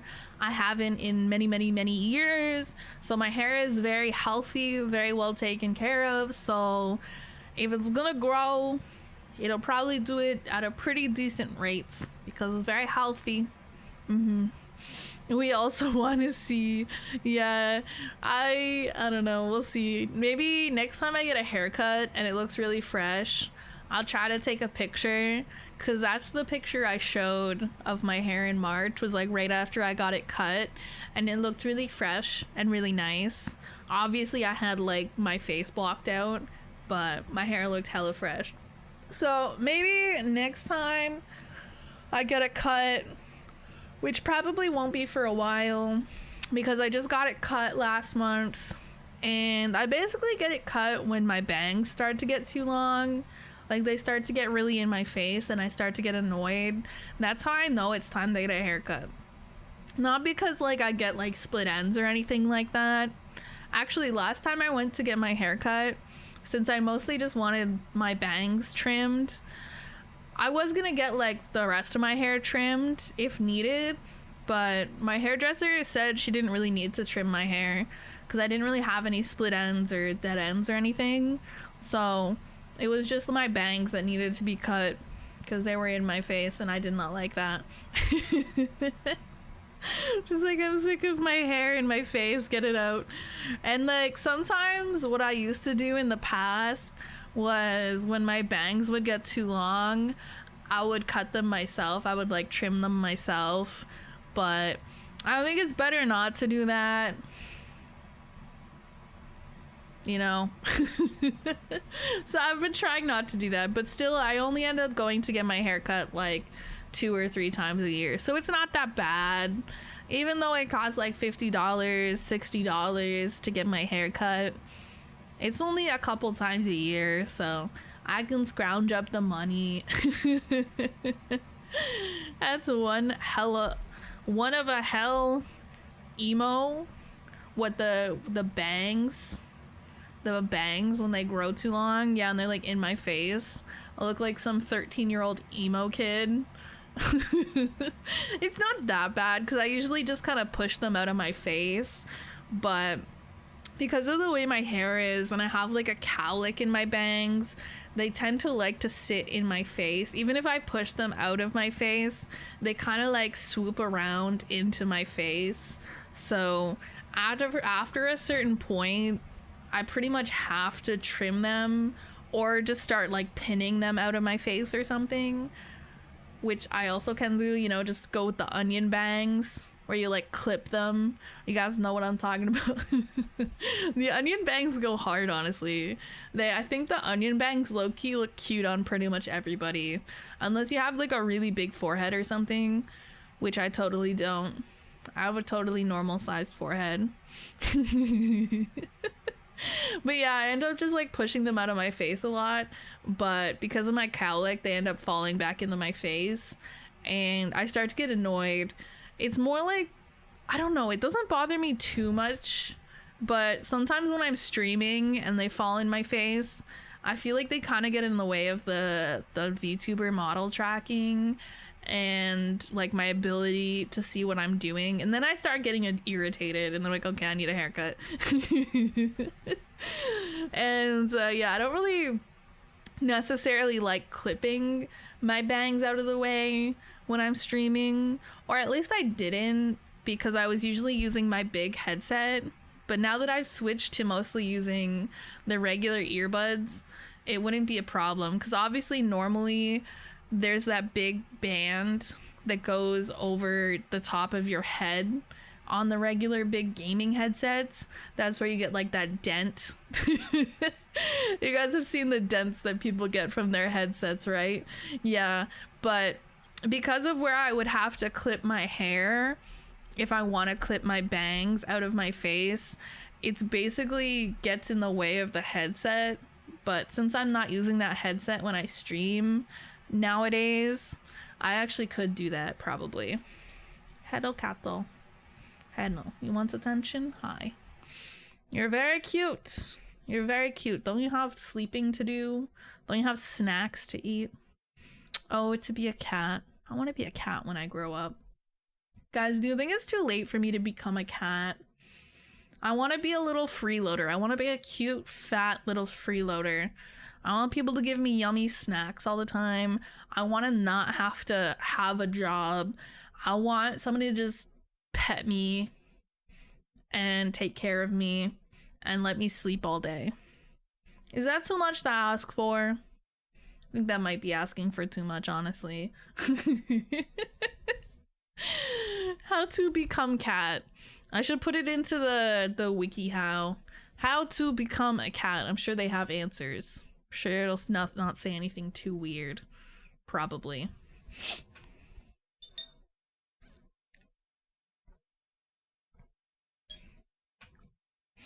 My cat is sitting between me and my iced coffee. I don't know why she hates me and doesn't want me to enjoy my delicious iced coffee. Such a mean little creature. So mean to me. I've done nothing but give her free snackies and free head pats for years. And this is how she repays me, by trying to get in between me and my iced coffee. So cruel, so mean, so awful. Some bangs had one purpose, to hide a big ass forehead. True. I feel like that's a very common thing. I feel like a lot of people, if they feel like they have a big forehead, they'll get bangs as a way to try to hide it, I suppose. I have like side bangs. Kind of like the bangs on my VTuber, but a little more pushed off to the side maybe. But this is about the right length and stuff, but just doesn't cover as much of my forehead. So this is kind of like the length I like to keep them. And then you can imagine as they grow longer, they start to get in front of my eye and get in the way. And then I start pushing them more to like the side of my face. But yeah, no, I don't have bangs because I'm hiding my forehead. I'm not really sure why I have bangs. I started getting side bangs cut when I was like 13. Maybe it was like a popular style back then, like the side part with the side bangs. And I've just been rocking the side part and the side bangs ever since. I feel like that's a dead giveaway that I'm a millennial. I feel like the Gen Z, the Zoomers, I feel like they all fuck with the middle parts. Okay. Because I saw something on TikTok where somebody was comparing like millennials to Gen Z, and they're like, yeah, millennials love the side part, Gen Z loves the middle part. I don't know how true that is. I don't know if anybody can confirm that. If you're like Gen Z, do you like middle part? Do you middle part your hair? Because I feel like the millennials and the side part is very accurate. I love a good side part. Side bangs? First time hearing it, yeah.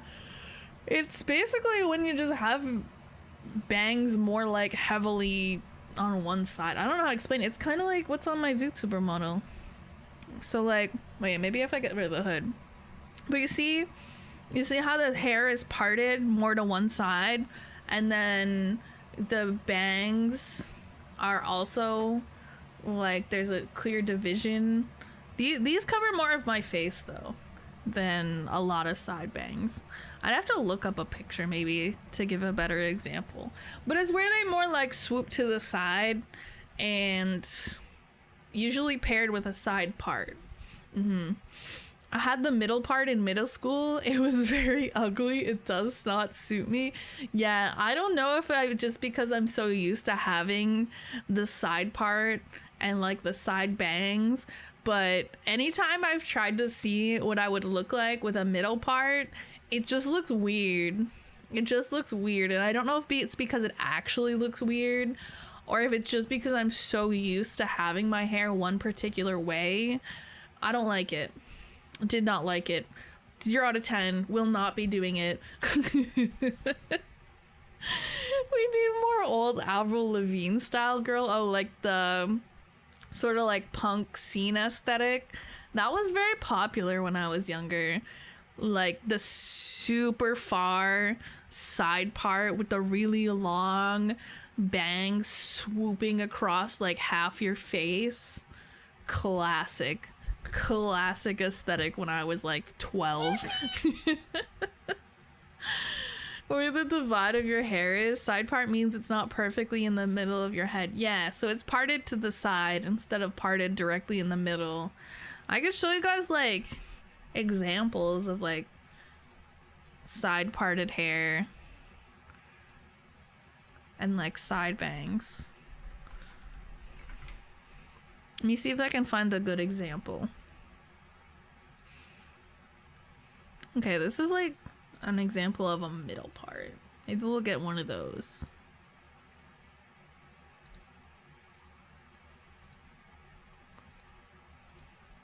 Okay, now we need a side bang example.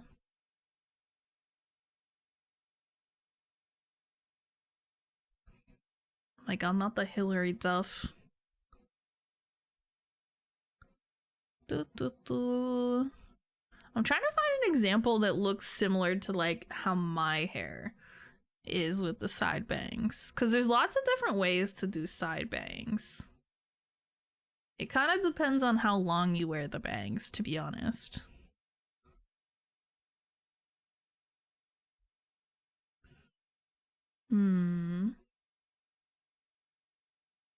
Okay, I'll just go with... Oh, this is a decent example, maybe. Okay, okay.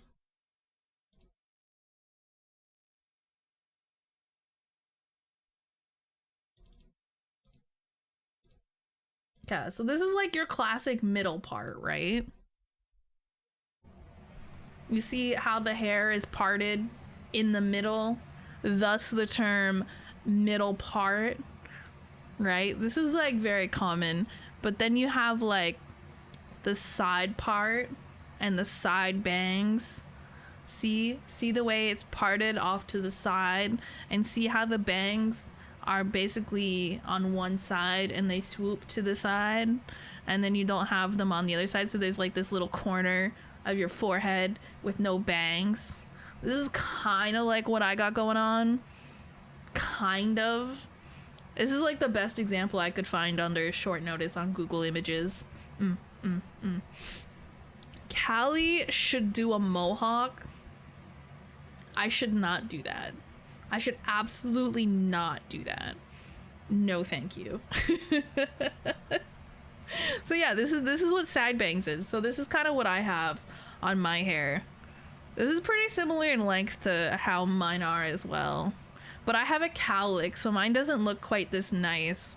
Because instead of going like smoothly swooping across, mine kind of goes bloop and then like over. So it's like bloop and then swooshes. Because I got a big ass cowlick right here on the front of my fucking head. Bloop.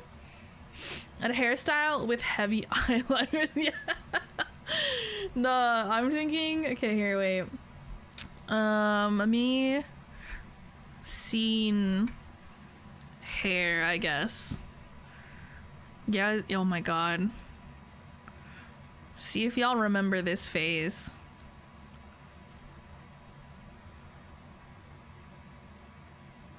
Okay, do you guys remember when this type of style was popular, with like the really poofy volume in the top of the hair and like the really layery hair and these really heavy bangs across like the entire face, you know, like this, and then with the colors and shit too.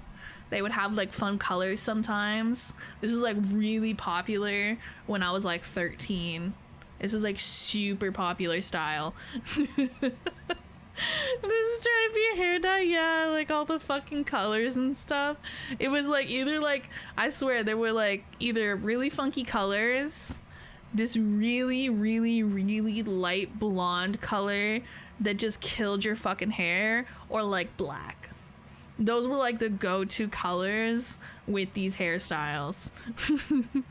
Who's gonna bring this back?